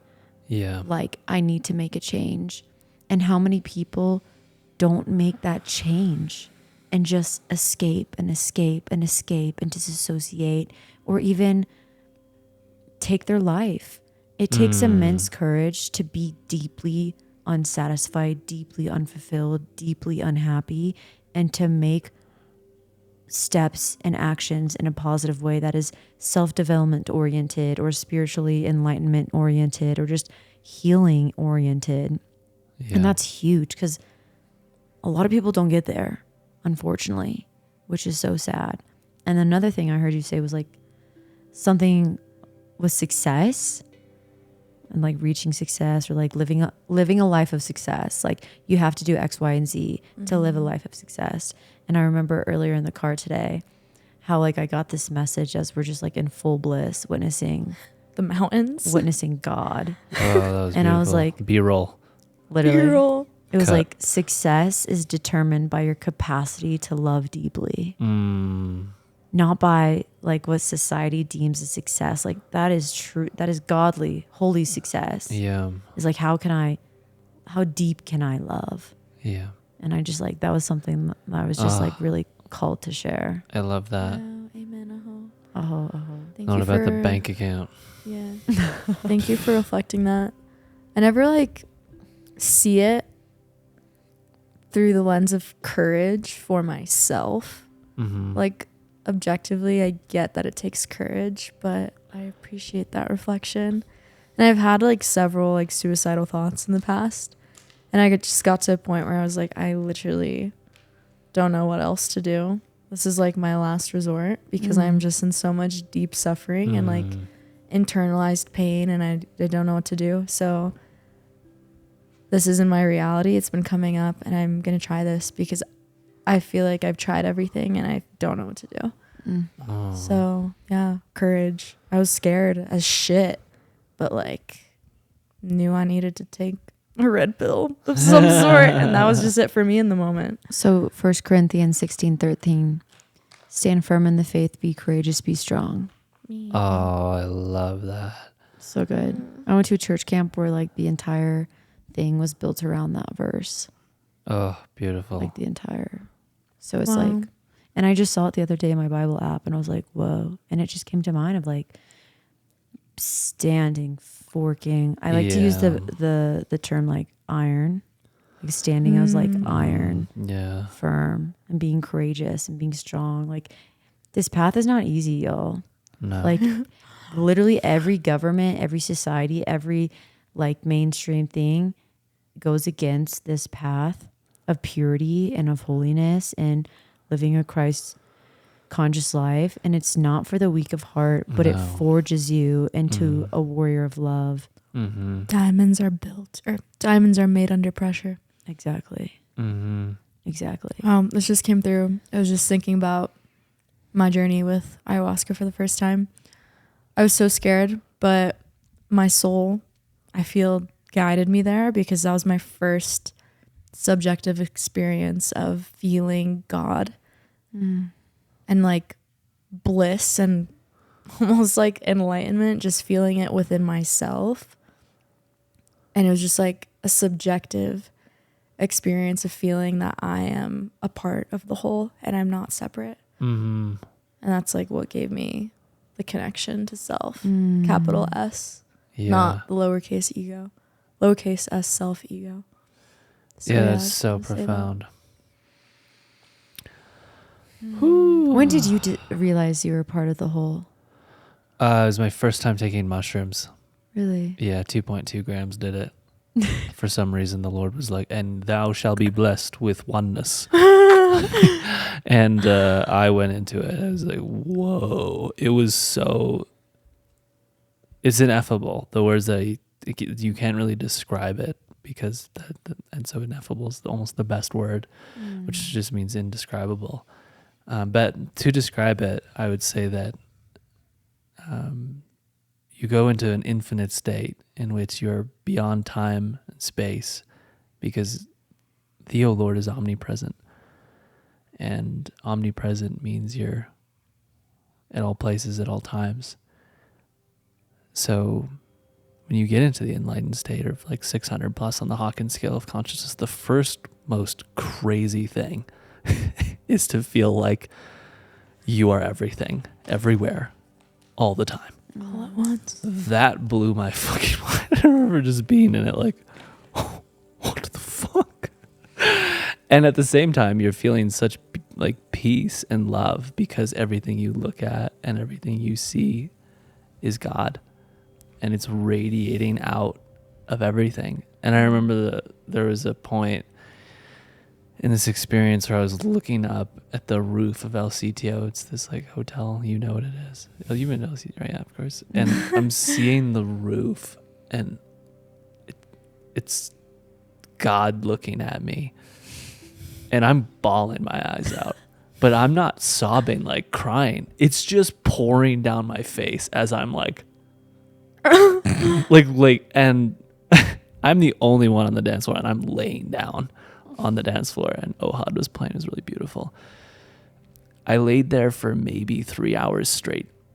Several people came up to me and checked in. Are you okay? Perfect. I wasn't even out. I was this fine. time. I was perfect. Everybody that came up to me, somebody brought me water, all these different beings. Ohad stopped playing, and I finally kind of came out of it. And actually, it was really crazy. There was a fear that came up. I was like, if I stand up, is this state going to go away? And I remember that fear, I just was like, whoa. And immediately when you feel that fear, the state does decrease significantly, because now you're in the mind and you're just like out of it almost. I just surrendered it, stood up slowly, and it continued.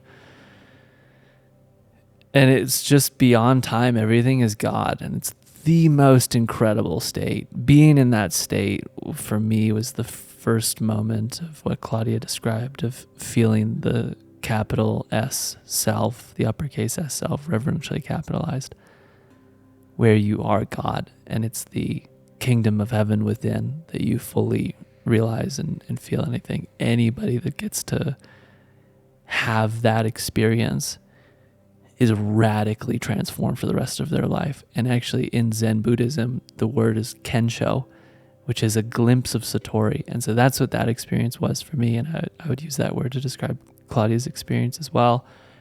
Kensho is a glimpse of Satori, where Satori is like the full Buddhahood, the full Christhood, where you've fully embodied Christ consciousness or Buddhahood or Krishna, and you're there and you're in that state permanently, or for as long as you possibly can maintain it. Whereas Kensho is like, here's the trailer to the movie.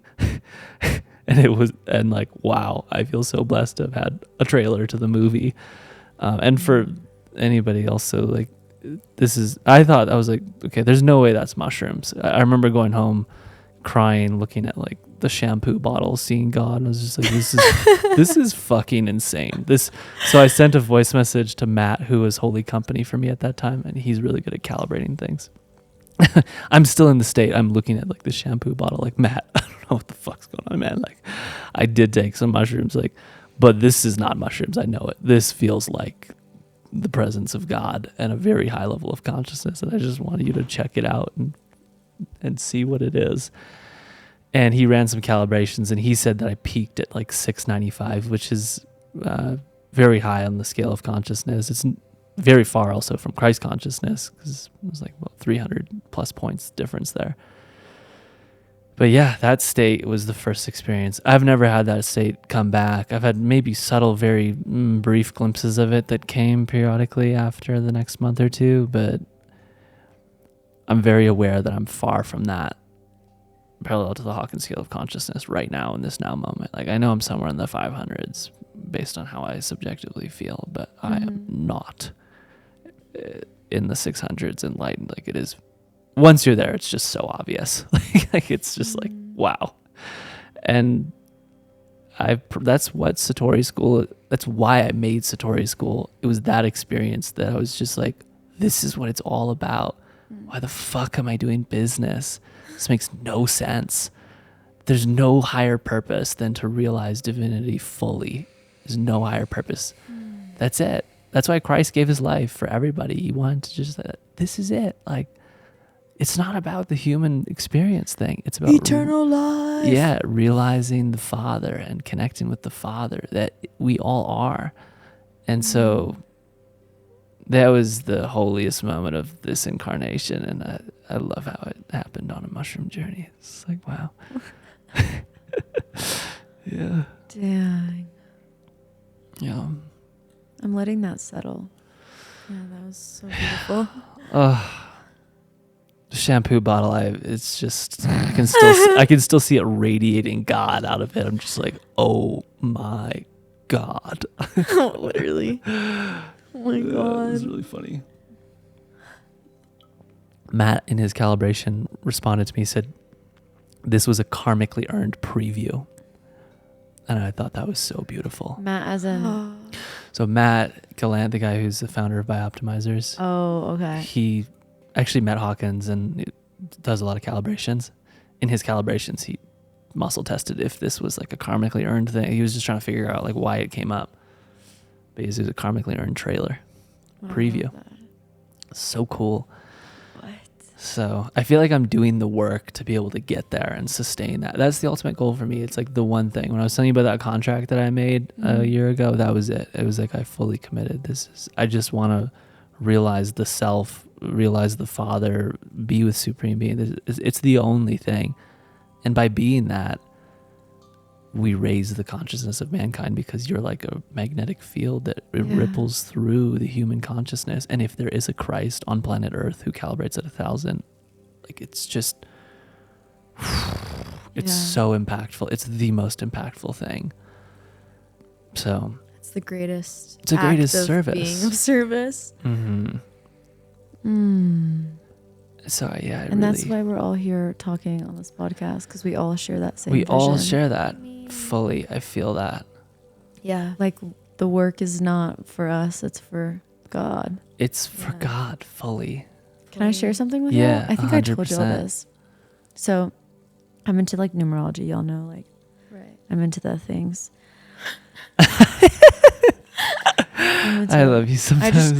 Y'all, I'm into the thing. for those who don't know me personally, I have like a million different ways of deciphering the codes of like the fabric of the universe, because like the universe is always speaking. And Can we move your mic down just a bit, because it's covering? Yeah, pull it down more. There you go. I didn't know it can move like that. Yeah, it doesn't. Oh. I don't want it to like cover your face while you're in the shot. See, it's better now. Oh, I should moves. Oh, hello. She know the way to move. What's that rapper's Pop name? Smoke. Pop Smoke. She love the way I woo. I It's okay. We. Gucci, adult. Louis, Fendi, Prada. It's okay. It's just a funny rapper past life thing. Anyways. fabric of the universe. Anyways.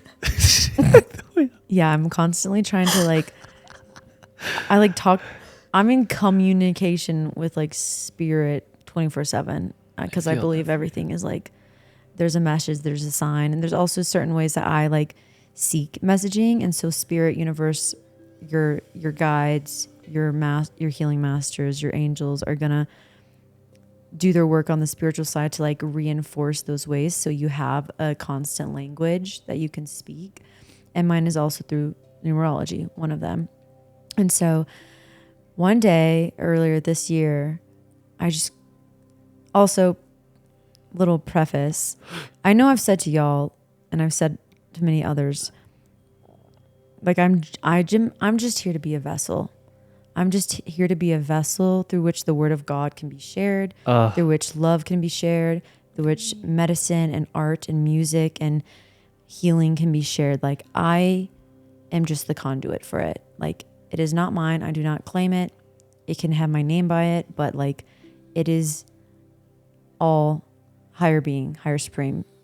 And so being the vessel, right? So I was just working one day, doop, doop, doop, doop, doop, doop, doop, doop, doop.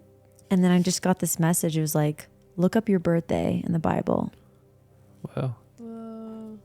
So my birthday is 10/20. So it's Matthew 10:20. And this is what the Bible verse is. For it is not you who is speaking, but the Spirit of the Father speaking through you. Wow. It was literally So like you are beautiful. you are not speaking, but you are the vessel through which God is speaking. Wow. And I just had like, I'm like, talk about a transpersonal moment. I was just like, what? Wow. Wait, I want to look up my birthday. Yeah, I was like, wait, hold on. Wow. Yeah, it's pretty. That's really 12/24. I feel like that would be a good one. Well, you know what? Hope so. My professor Harmony, Yeah. who's like next level, that's her birthday. Name's Harmony. That's Yeah. cool. My professor Harmony. When you go to Naropa, professor's name's just beautiful. Yeah. Harmony. Yeah. We just have wizards and like mystics as professors. Just low key. Naropa B-roll. We were at Naropa today, and we got B-roll footage. Oh my of it. gosh, that was today. Cool. Yeah. Dude, that was today. That felt like Such a trip. we were on a full psychedelic sober trip today. Yeah, today was a medicine journey. Sober. Unbelievable. But like psychedelic. I was literally in the back seat. I was like, y'all, I'm having like a psychedelic experience back here. Just like being in the field, like being in the Holy Company field that is us. It's so special. I'm literally tripping. Yeah. Purity path. Purity pals, purity pals. Oh, that's something we need to do. We need to re-record the outro. So, because if you've ever heard the outro, have you heard the outro? Of what? Fuck, she doesn't even know about the outro. Oh my god. Wait, we never showed that's it such to her. Yeah. Oh my god. Okay. I told you we'd show it to The you. first thing we're gonna do when this is done is we're gonna watch the final 3 seconds of any episode on Satori School, and you're gonna lose your shit. And then we're gonna re-record. Don't do it again because it's so funny, and I want it to be more of a surprise. Yeah. Oh my god, you're gonna die. It's so beautiful. I'm gonna live. Yeah, you're gonna live.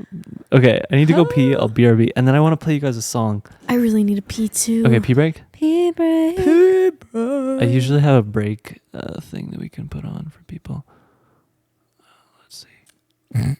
My lips are so damn dry. Hello. Hello. Hello. Hello. Hello. Hello. Hello. Oh, we're lost in an echo. Shalom. That was just me. I Shalom. turned on the echo. Shalom. There's also like a megaphone thing where you guys can hear me like that. What? Is it just you? It's only for me. I don't know how to give It's it to not you right. guys. That's not fair, mate. And then there's like a megaphone echo. Hello. Echo. Megaphone echo. Oh. Jesus. All right, Goopy, I need a pee. All right. We'll be right back.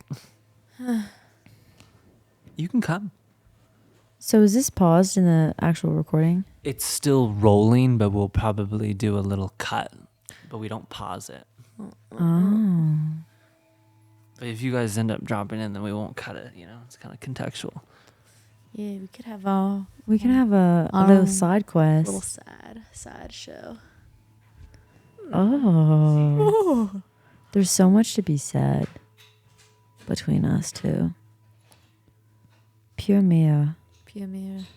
Oh, I also wanted to share, whenever you were sharing that thing about like, we didn't finish the thread of purity. I think we got lost in some. We did. some I other, shared what it meant to me, but you guys didn't share what it means to you. Yeah, we got lost in some other portal. But I was going to say, wow, meeting you and Taylor, like that was the first, you specifically, because I didn't drop in with Taylor till like Portugal, really. I have never been seen like truly.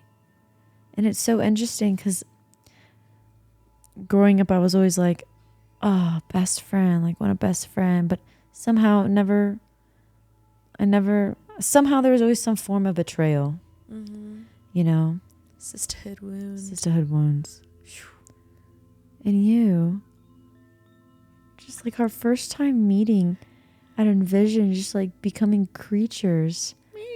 Like just like running to each other. Yeah. I saw you from across the way in the middle of like where the food was. You were by the tree. I was like, wait, no. That wasn't the first time. I was leaving Lapa stage. Yes. And I was just like looking. I was like, that's Rachel Black. That's me. Oh, I've never seen her in real life. She's real. And you're just like so beautiful. Like the light was just hitting you and you just looked like an angel. And everyone was like leaving. It was like the Stampede group that we were with. They were just going home. I was like, everybody wait, I will be right back. And I just remember like running to you. I don't know if I like went close to you, but I was like, Rachel, oh my God. And we like hugged for like 5 seconds and we're like, oh my God, like holy shit, you're here.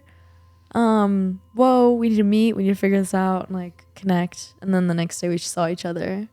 No, it was like 3 days after. Yeah. Remember? Because we like there was no service. It was like we were just like missing each other. Yeah. And then I was at the beach with like actually like Michelle. Yeah. And I was like, for some reason, like I'm really called to the food court right now. So I'll catch you later. Oh. And that's when we like ran to each other. Oh. Yeah.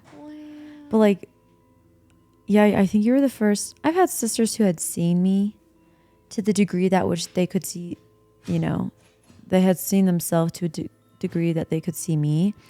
But like you were the first person to like fully see me, which was so healing. Wow. Like same, like in a feminine body. And Taylor in Portugal was the first masculine energy to fully see me and like fully reflect.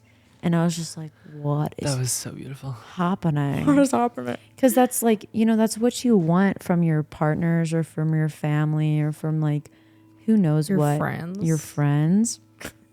And I think it's because I thought you just like didn't really tune in to me too much, Taylor. I thought you were like, oh, she's just Cloud's friend, kind of. But like whenever you started sharing reflections of like the witness of you witnessing me, I was like, holy fork, this dude like sees me. And it caught me totally off guard, but it was like actually It caught me off guard. so healing. Caught you off guard. Yeah, that was my first time seeing you. Oh. It just came through in that moment. It's not like I had seen it before. Mm-hmm. You know what I mean? Yeah. It was kind of like it came through as if I'd known it, but really I hadn't known it until that moment came and I reflected it to you. Whoa. That's why I say like that's when I really deeply connected with you, because for some reason I was able to see you. I was like, wow, damn. Wait, I want to share this. This is important. I don't know if I've ever like shared this to this depth, but you know, like we met on social media. I don't know how we found each other because we had like -2 followers at the time, Literally.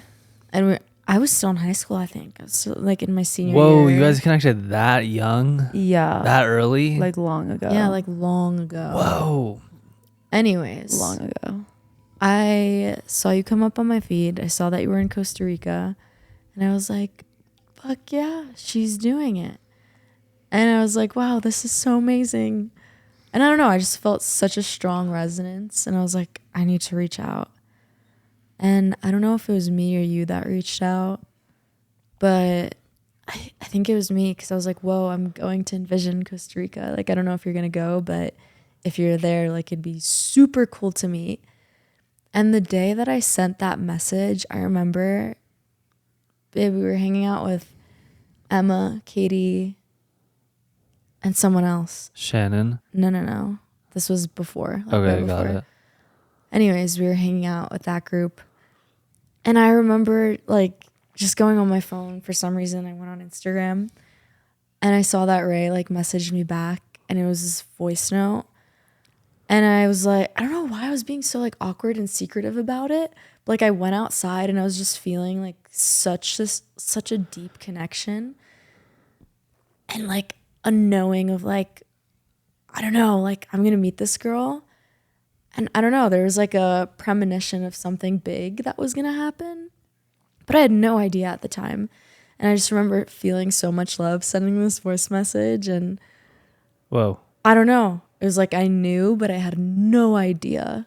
And I just remember that moment exactly, like going outside, like being with this group of people, but like not really feeling fully connected. And yeah, it was just like in that moment where I was like, wow, if it's meant to be, it'll be. Maybe see you at Envision, maybe not, but like that'd be fucking cool. So it was just like a seed dropped. And then like a few weeks later, we end up going to Costa Rica, and you're like, I got a free ticket. Bro, yo, that was And I a was whole like, other wait, experience. that is so crazy. And I didn't think anything of it. And then just like the rest unfolded as it did. But just like looking back at that moment now, I'm like, whoa, it makes so much sense that I felt the way that I did, because it was such a strong like feeling in my body. It was like, yes, oh my God. I don't know why I feel so connected to you. I don't even know who the fuck you are. Like, I don't know why I'm feeling this way, but like, wow, whatever this is, wow.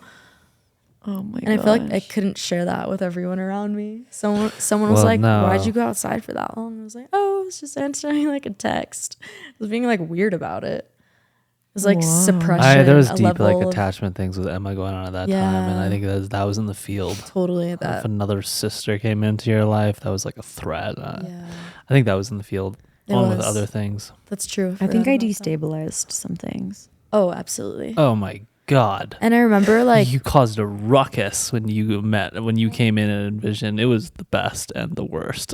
It was funny. I remember like It was great. seeing you and like bringing you in, like feeling so protective. I was like, I don't know why, but like I fully fucking see you, and like you need to stay with our group for the rest of this festival. Thank because goddess.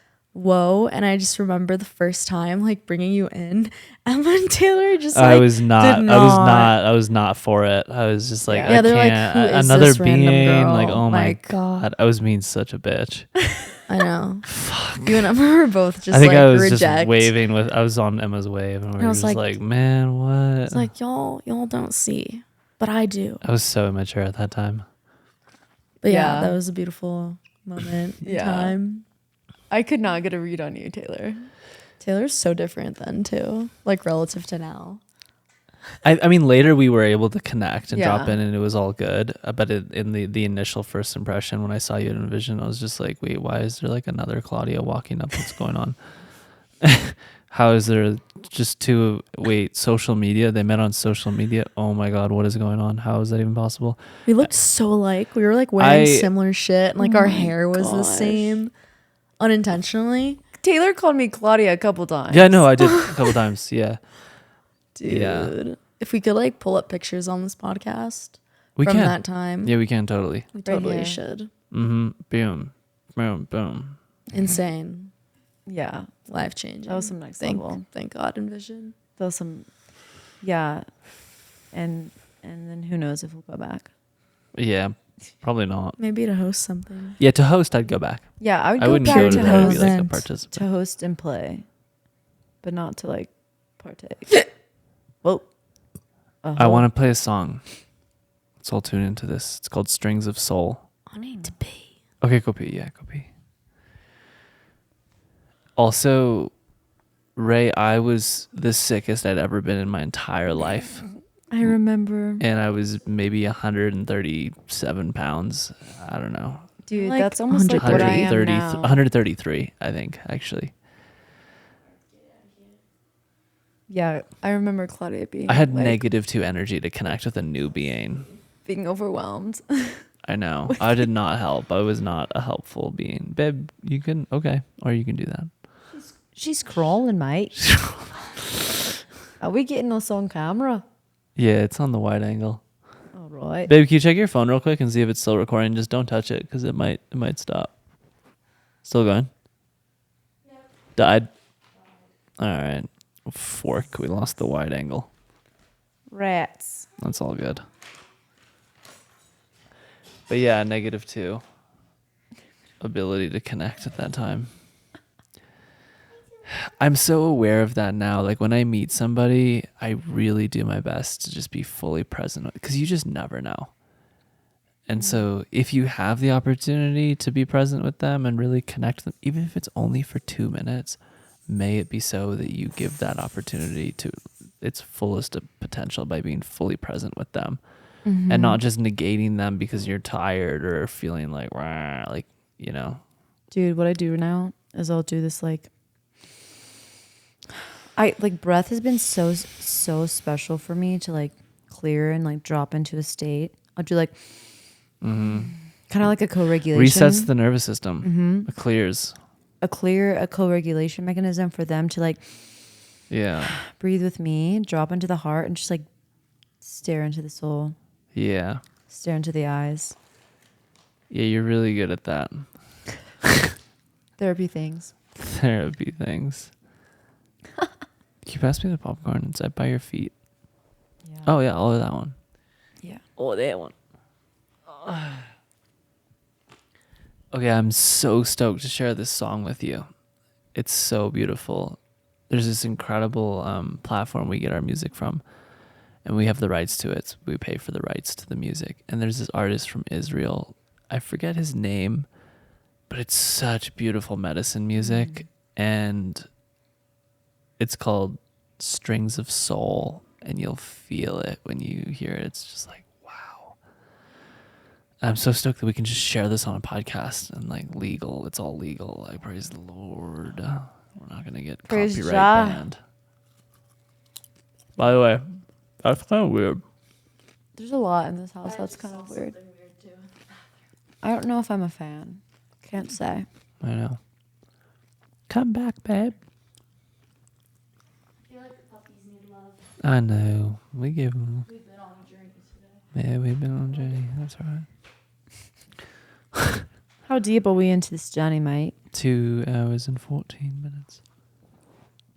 Damn. Yeah. Damn, Daniel. Damn, Daniel, back at it again with the white vans. All right. That was really good. Okay, so this is Strings of Soul.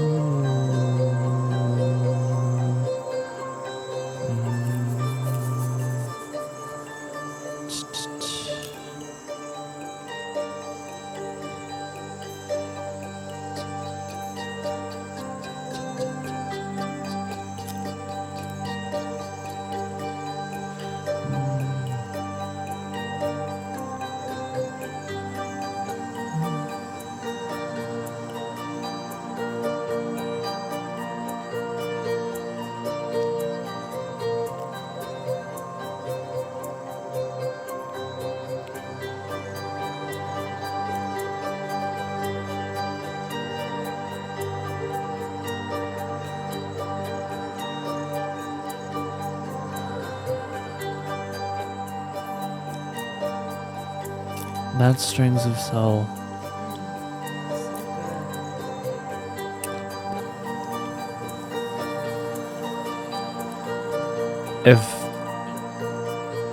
That just sends me into like a medicine journey when I listen to it. Yeah, I kind of got lost there for a second. It really sends me into the infinite. I don't know. So is this still a ship? What? Is this still a ship? Like the boat of Satori? Yeah.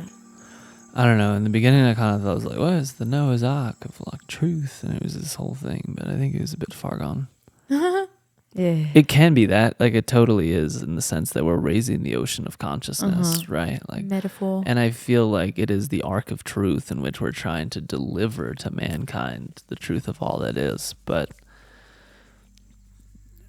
and we're welcoming everybody. Like, everyone is welcome to join this boat. You can listen to it. You can participate in it. It's a nonprofit. Like, it's open doors, you know? So Yeah. technically it is an ark. Yeah, but we don't have like a dropping the chain. I used to. Did you hear that? Yeah, I think that was in Portugal. You used that. Yeah, it's kind of like lost its thing. Okay. Yeah, that was like a season 1 thing. Things evolve. They do. Things evolve. As they're meant to. Mm-hmm. I'm just going to say, before we started recording this podcast, I was feeling so anxious. First of all, I was freezing cold. We were sitting out on a rock, and I was processing some things that have been like so present and like debilitating in my reality, like crippling, and I've been feeling like depressed pretty often the last few weeks. And like knowing it's blocks and belief systems that I have to work through myself, but voicing them today with Ray was like, wow, I needed that so bad. And just to be like seen by a sister. And like the last few weeks just feeling like, wow, having community and like deep connections besides like Taylor would be so like helpful right now. Mm-hmm. And I just knew like you being here and just like connecting would be so amazing. Anyways, after that, came back inside, was like shivering, freezing cold.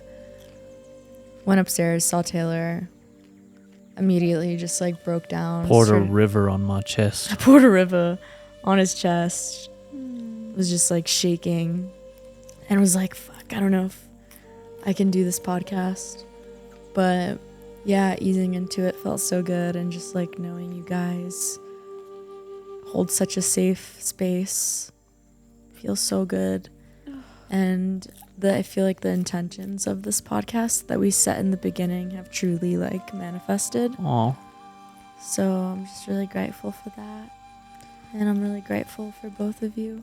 Me. Sister. I went to the bathroom. I had a thought. I was like, wow, if we died early or something, we have so many gifts and like messages that we've already shared with the world that will make such a grand impact. And like, I know we're not going to die soon. We're going to live a long life, but just like the fact that we're creating and sharing and like that we're at this state of consciousness and awareness that we are now is such a blessing and gift to humanity already. So just like an affirmation for all of us. We're doing so fucking good. We're doing great. We're doing great. Fuck yeah. and to just like keep trusting ourselves. I'm saying this to myself because I've not been trusting myself the last, I don't know, few weeks. It's been like so much doubt and uncertainty. But just like trusting your medicine, trusting your voice, and just like being of service to God is the only way to like truly be fulfilled. For if we do not live a life of service, we will have no home in this world or any world to come, says Krishna Bhagavad Gita. Amen. In Taylor's commentary version. Slightly butchered. Wow. That was so beautiful. That was such a beautiful reflection. Oh, Me. my heart. Yeah, I almost feel, I mean, not I almost feel, but I feel more whole now. The whole soul. I needed my purity panels to reflect. Like, even with my own podcast, I've been feeling so resistant and like doubtful of my own voice and medicine. So like this has been like really empowering and a pure reflection. So Like I said outside on the rock. This is from Heinz. I don't claim this. Your credentials are in your soul. me. Oh. Yeah, it was so beautiful. Because she was speaking of, not to like out Clow, just like, you know, like getting caught up in like, I need the credentials, I need the letters, I need the this, I need the this to be qualified. And I was like, well, there's this thing that this guy said that I love. And it was revolutionary for me that like your credentials are in your soul. Like we have PhD in love. Yeah, you don't know how many PhDs you got in your past life. True. That's the thing, right? Like, fuck, you may have already gone through that schooling in another life. True. You just don't reckon it.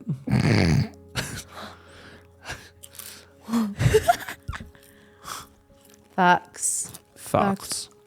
With an X. Fox. Fox. Fox. Fox. Do you guys want to share any other topics, or are we feeling complete? I think we're winding down. Maybe let me tune in. Yeah, we're definitely winding down. Let me check in.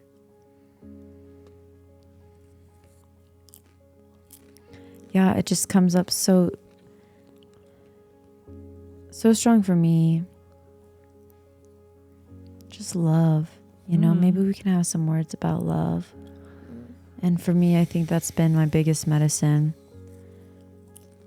Personally, like on this path back to Christ consciousness, back to Yeshua, back to purity, is just, yeah, I feel love is, I like to use this phrase, like the strongest weapon that we have in this world is love. Love is the healer, love is the medicine, love is the way. You are the embodiment of love. We are love incarnate. Everything we see, everything you touch, everything you feel is love. Yeah. And I want to use this metaphor that Carrie shared with us, that everything in life is love. So we can imagine a white t-shirt as you, as people, as humanity.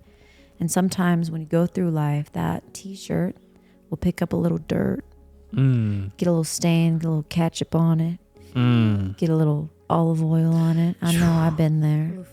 Get a little dirt on it because you're rolling around in the mud. Yeah. However, even though that shirt is a little dirty now, it doesn't mean that it's not still a white shirt. Right. So even though we are the embodiment of love, purely part of God, fractals and pieces of the one supreme being, the great spirit, which is like, to use Taylor's word, infathomable of like the amount of love that is.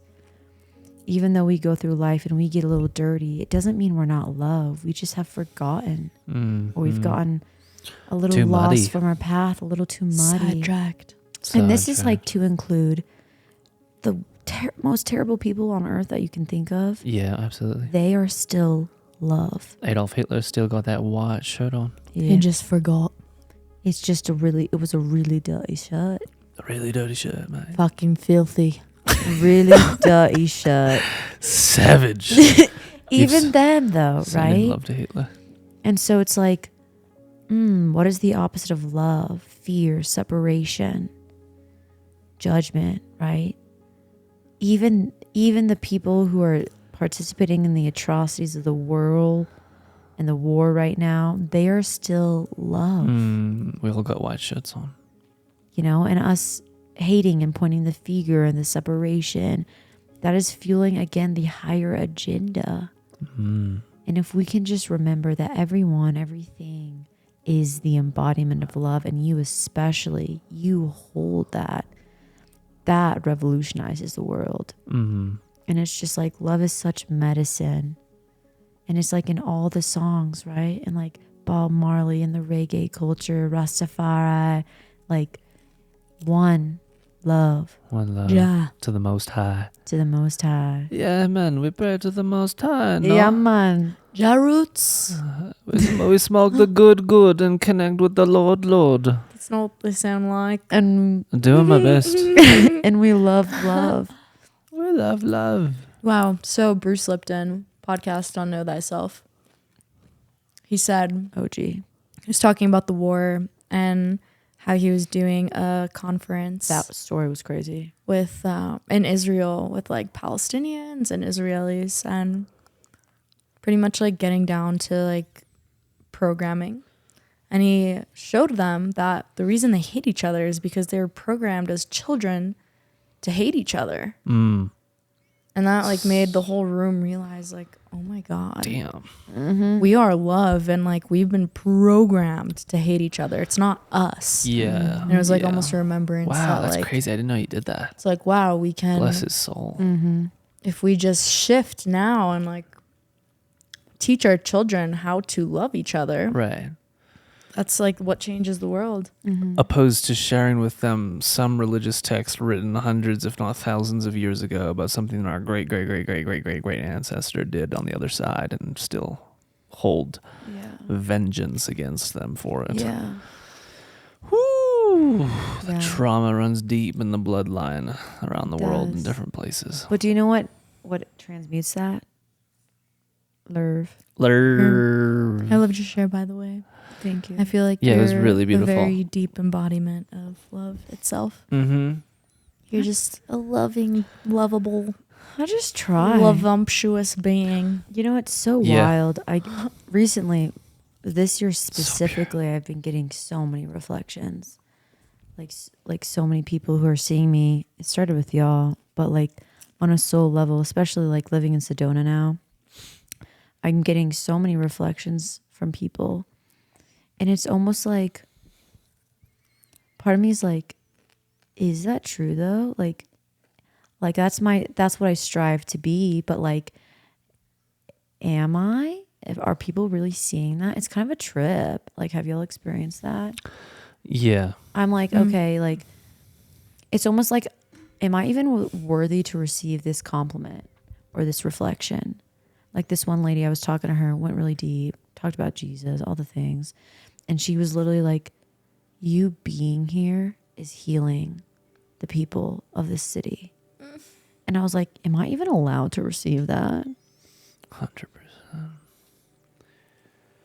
It's a lot to take in. Yeah. That's a lot to take in. Yeah. It's a big thing It's to so receive. beautiful that you get those reflections. I love them. I think they're beautiful. It's like, wow, thank you. I appreciate that. Because it's the Lord talking to you. You know? Angels And, speaking through. Through another vessel. Yeah. Matthew Exactly. 10:20, I should say. But yeah, I just wanted to share that because I guess I've been having some like, yeah, it's like, that's a lot of responsibility. Not even responsibility, but like, I guess responsibility to It is hold. also that, yeah. You know, 100%. like, for like, all I've wanted is to be seen, and now I'm being seen. And I'm like, am I even worthy of these reflections? You are. 100%. Absolutely. Yeah. I think I did my vetting well. You what? My vetting. Oh. Yeah. You did your psychic vetting. Yeah. Most High. I had to go for the Most High, right? Who's the most embodied being that I know of Supreme Being that can stand for truth and only truth and be a pure representation of love. Yeah. It's you guys. I just want to say I'm so proud of both of you, and just like seeing your evolutions Oh, since like the last podcast and like being in this Whoa. space. It's like it almost feels like we've just aged a lot, yeah. and like not Yeah. on a physical level. Oh, but I I feel also like feel the physical. Physical level too, slightly, spiritual. but like wisdom, Yeah. embodied wisdom, like oh yeah, knowing, discernment is like wow. it feels like a Aw. decade's gone by Me. Yeah. energetically. And babe, I'm so proud of you for just like trusting yourself and trusting your mission with Satori School. Me. I've been here through the whole process and just like Yeah. watching you be so deep and just like researching equipment for months Oh my god, that was such a journey. and just like doing the groundwork that people don't see and Yeah. just being like deep in the weeds for so long and like talking about it and then like 40 some episodes later 47. working with your little brother Yale to like help with editing and just like bring everything to life Yeah. is Oh, so bless his soul. special. And just like watching you evolve through it and just feeling so like passionate and purposeful about what you're doing is so inspiring. Oh. And yeah, it just feels so selfless and connected to God, which that is the mission. But I'm so proud of you for just being who you are and switching paths like majorly Yeah. and just like being of service to God is so beautiful. And I'm so proud of you. Oh yeah. I also feel the same way. I think out of all the men in my life, like, wow, Oh god. I like, you inspire me the most. Oh. Like- me. So much reverence. Oh. So much reverence. Thank you. I'm just like, is he really doing this? Purest man. Like, I feel like honored to be a part of this Oh. this movement, Yeah. this revolution, Yeah. you know. I feel honored to be in your guys' presence and to do it with you. It brings me a lot of joy. It's definitely 100% of my purpose as to why I'm here on earth. Is to just find beings like you guys and capture your word and have the opportunity to share my word in the process and ship it out. So many times, vulnerable share, I felt like, wow, am I even worthy of like being on the podcast? Like, what the fuck? This is crazy. Oh, of course. I don't know. But like, those are thoughts that come up. I feel so strongly, and this came through when you were crying on my chest earlier. It was a river down your There's neck. a river down my neck. Yeah, it's a lot of It was tears. becoming a lake. A broken pipe.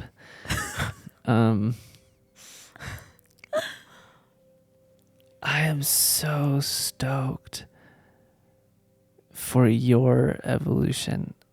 When I hear what you write,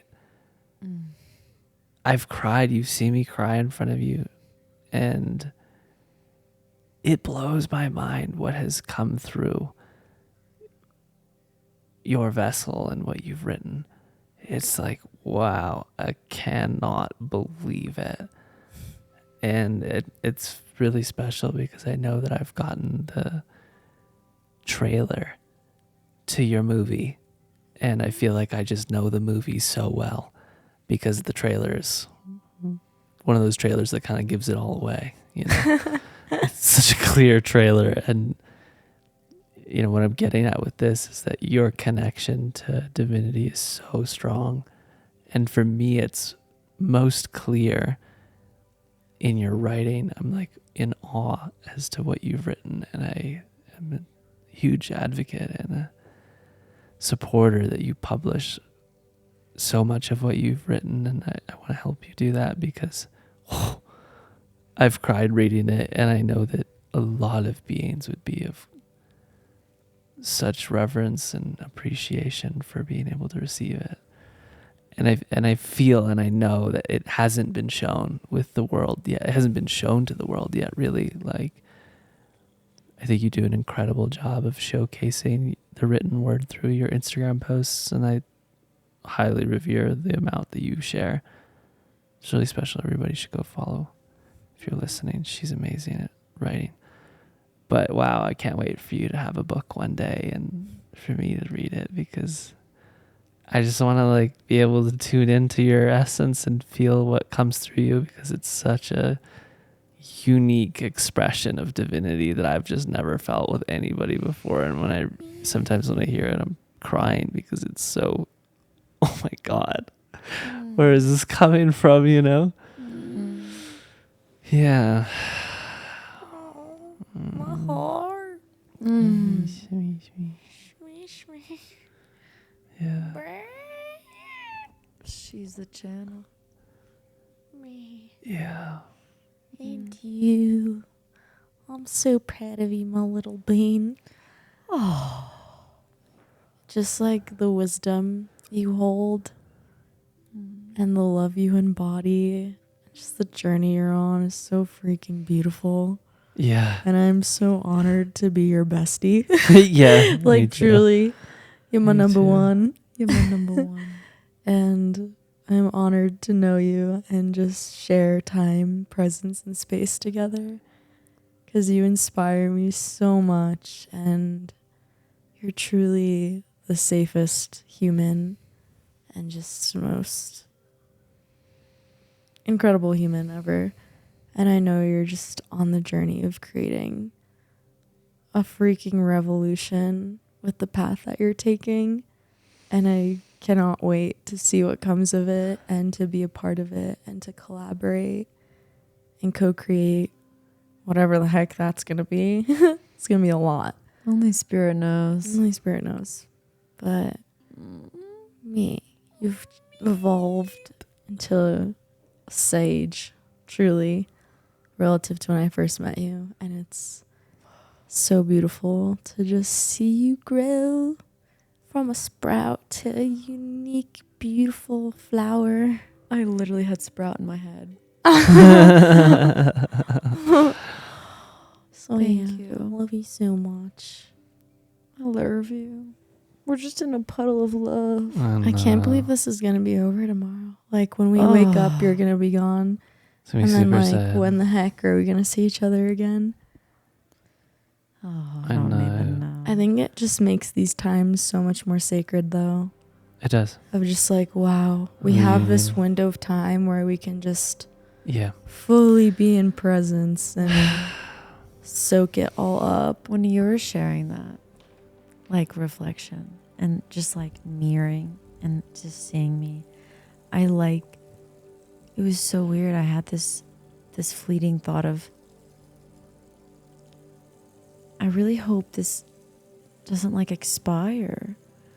You know, like, that's so beautiful. like, I really hope that we stay like sisters, pure mirrors, purity pals forever. And I'm like, I don't want to lose you. No, I really don't think we will. Yeah, probably not possible, mate. Nah. In too deep. We have soul, Holy we Trinity. have soul contracts, Oh, physical purity and soul. pals. Yeah. It's approached that level, hasn't it? It has. Oh, well, if I were to be karmically contracted with anyone in this lifetime, Oh dear Lord, yeah, I agree. I'm so glad it's y'all. Me too. I'm so glad it's y'all because Christ, took a really long time had to get here. really had to clear the other ones. I had to go Oh through a God. lot of I had contracts. to avoid them. So many Yeah. terrible narcissists. Oh Oh God! God. Thank Goddess for energy work. Yeah, Ray, I wanted to share with you. It's coming through when Claudia was sharing. I don't know if I touched on this in Portugal, but it's clear now.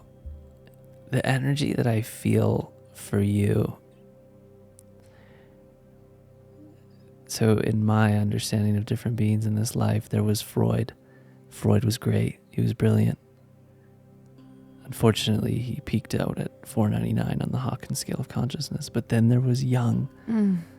Jung went further, and he was deeper and more profound and connected to Supreme Being at a level beyond Freud. He went around 520, 530.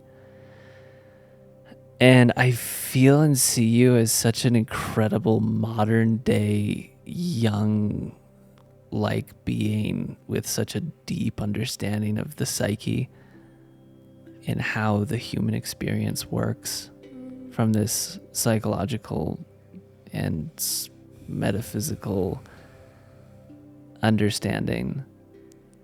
I mean, you going and getting your PhD in transpersonal psychology, is that what it is?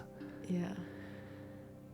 Insane. And I'm so stoked about it because for me, consciousness is the thing that I want to geek out on for the rest of my life and better I feel like I'm going to be like Hawkins, where I'm going to be on my deathbed learning more about the mankind and how it works down here on Earth and how we can evolve to become enlightened beings.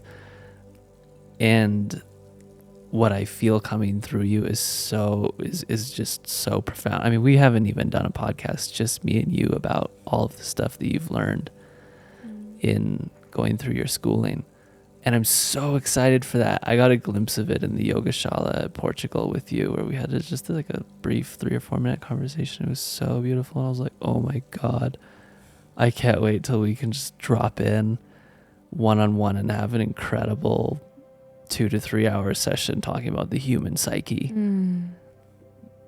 Because that is such profound knowledge to have. And it is such a journey to get there and to go through the journey that you're going through. So it's so special. I just feel like the unfoldment of what you have to share with the world is so powerful, because understanding the psyche is so fucking important for evolving and reaching a higher level of consciousness and coming closer to God and finding that natural self, that, that kingdom of heaven that is all within us.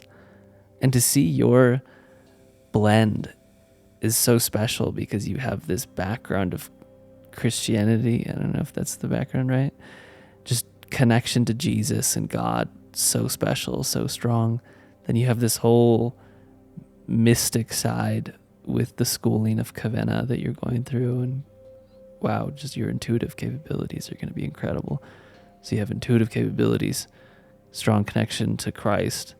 Then you have the connection to understanding human psychology. And then there's just this foundation of purity upon which those incredible blocks all stand upon. And I'm just like, holy fuck, that's a being.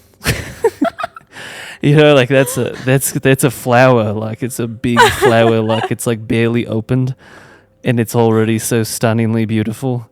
It's like, holy shit, when that thing fucking blossoms, like, my God. I just see this like flower that's like way out in space, and it's like, it's like so big, like you can't miss it. Yeah, so Wow. that's what I feel, and that's what I see for you. And wow, I'm like in awe at just what your potential is when I look into it, when I feel into it. I'm like, oh my God. And I feel it for both of you guys. I feel it for all of us. I feel it for me. And I'm just like both of you said, so glad it's you guys. I feel so blessed to be connecting with beings that are, we're all just like still so young. What the fuck? What the fuck? 20s. 20s. So, What even? Yeah. The bar is so high. Dude. That was the most beautiful articulation ever. Oh, thanks. Honestly, I don't think yeah, I'm so glad that was captured. Cool. Because I think I need to I got a little teary. I need to watch and re-listen to that Every day. You're such a blend, Yes. It's an incredible, unique blend that will, I feel, revolutionize the way in which psychology is looked at. And when you shared what you shared today in the car, which was to make a practice in which someone can go to a clinic and have a transpersonal psychologist remove an entity that is attached to the being and have that covered by insurance. I was like, damn. Holy shit. If my insurance plan covers an entity remover package, like with some psychic transpersonal person, this world is, we are in a new earth. Like that is a new earth. Yeah. That's like I don't know. It didn't really fully land in the car, but I think now it's fully landing of like, we have a whole new government. Yeah. We have a whole new realm. Yeah. Because insurance coverage is not taken lightly. Yeah. And that would be it's a journey. revolutionary. It would be the full recognition of what exists beyond the scientific, linear, rational, logical, Darwinian, Newtonian view of what this world is. It would fully be the representation of we have bridged the gap between science and spirit. You know, and that's I feel like what any great sage or mystic is here to do. Hawkins, all his books are rooted in that bridge. Yogananda, all of his books are rooted in that bridge. His guru, all the books are rooted in that bridge. So many incredibly high conscious beings that have gone all the way to the state of Satori or enlightenment. For whatever reason, it seems to come to this point where they all recognize science is limiting us. Let me pour love on that. How can I use my skill set? And I see you fully, like, you have such a clear vision as to how you're going to help build that bridge with your skill sets. Yeah, it's really special. Well, whenever you were saying that, I was like, let's think about like, yes. First, I'm going to say yes and yes and yes to all of that. And thank you so much for seeing me. De nada. Like, articulated in that way. It's never been reflected. So that's like, as I'm going to share this message, simultaneously my soul is like screaming of joy. Okay. Got it. There wasn't like a time too long ago where like psychology is essentially the unseen. And what I'm trying to bring more light and awareness to is more of the unseen. Mm-hmm. And there was a time ago where psychology, counseling, the unseen processes of the human psyche was not covered by insurance. It wasn't even believed. Whoa. And that was a revolutionary period in time, like Freud, Jung. That was revolutionary. That changed the field. So like, this is the next step. The next evolution. Yeah. Whoa. Crazy. It just is. You know, like. Dude, you're a pioneer in this field. Rising Aquarius, point of fortune Aquarius. We're in age of Aquarius. Jesus said, I'm here to start a revolution. Yeah. And with the second coming of Christ, those who are embodying Christ's consciousness, we're all coming here to bring our own revolution. Mine just looks like that. Yeah. Yours looks different and yours looks different, but they're all still the same thing, rooted in the same thing, just manifested and expressed differently. Exactly. Wow. Yeah. Boom. Boom. Mic drop. Yeah. And with that, we'll do a closing prayer. Well, first of all, I just want to say we mentioned Purity Pals a million times, and we didn't mention that if you want to be a Purity Pal, there's usually a link in the description, but you can go to Patreon and search Satori School. And probably by the time this episode comes out, me, Ray, and Claudia will have all had conversations as to how we can best serve the Purity Pals, the people who want to actively contribute to the mission of Satori and also benefit greatly from being in the presence of other people who benefit what it means to be surrounded by Purity Pals and to have holy company. And there's so many special things to that. But anyways, if you want to support, you can go there. I feel like Claudia should close this. Cool. All you. If you want to. Yeah. I just feel like your prayers are nice. Mm-hmm. Oh, me. I am so, so, so grateful that we can all be here today and gather in presence and intentionality and mindfulness and just shed light upon consciousness and just illuminate so many topics that have been in the shadows or repressed within our own lives. And I pray that this podcast, that these messages reach whoever needs it most, so that they may know themselves deeper and cultivate a relationship with God and know that they are a piece of the puzzle, even if they don't feel like it. Because we all have moments where we don't feel like it and we might doubt our connection, but it doesn't mean that it's not present. So, yeah, I pray that everyone listening to this can embody love and their authentic expression and know that their medicine, their experience, their individual, unique life story and soul's gifts are so needed by the world. And there's somebody out there, there's people out there that are waiting for you to just share your story and your life experiences, because it will revolutionize someone's life. So yeah, I love you guys so much. I'm so grateful you're my purity pals for life. For life. And I'm so proud of us, all of us, and the listener for making it this far and for just staying tuned in. Yeah. You're a real one. You're a purity pale too. You're a purity pal too.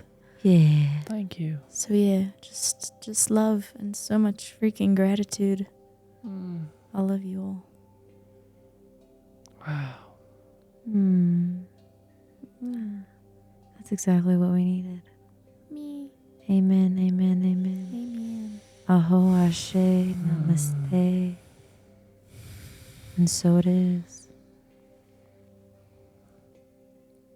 If anyone else wants to share, the floor is yours. I just want to thank God above all. Thank you, Great Spirit, for bringing me my purity pals, for giving me my health, my life, breath, freedom. Yeah, and just being ever present in my life. Love to the Most High.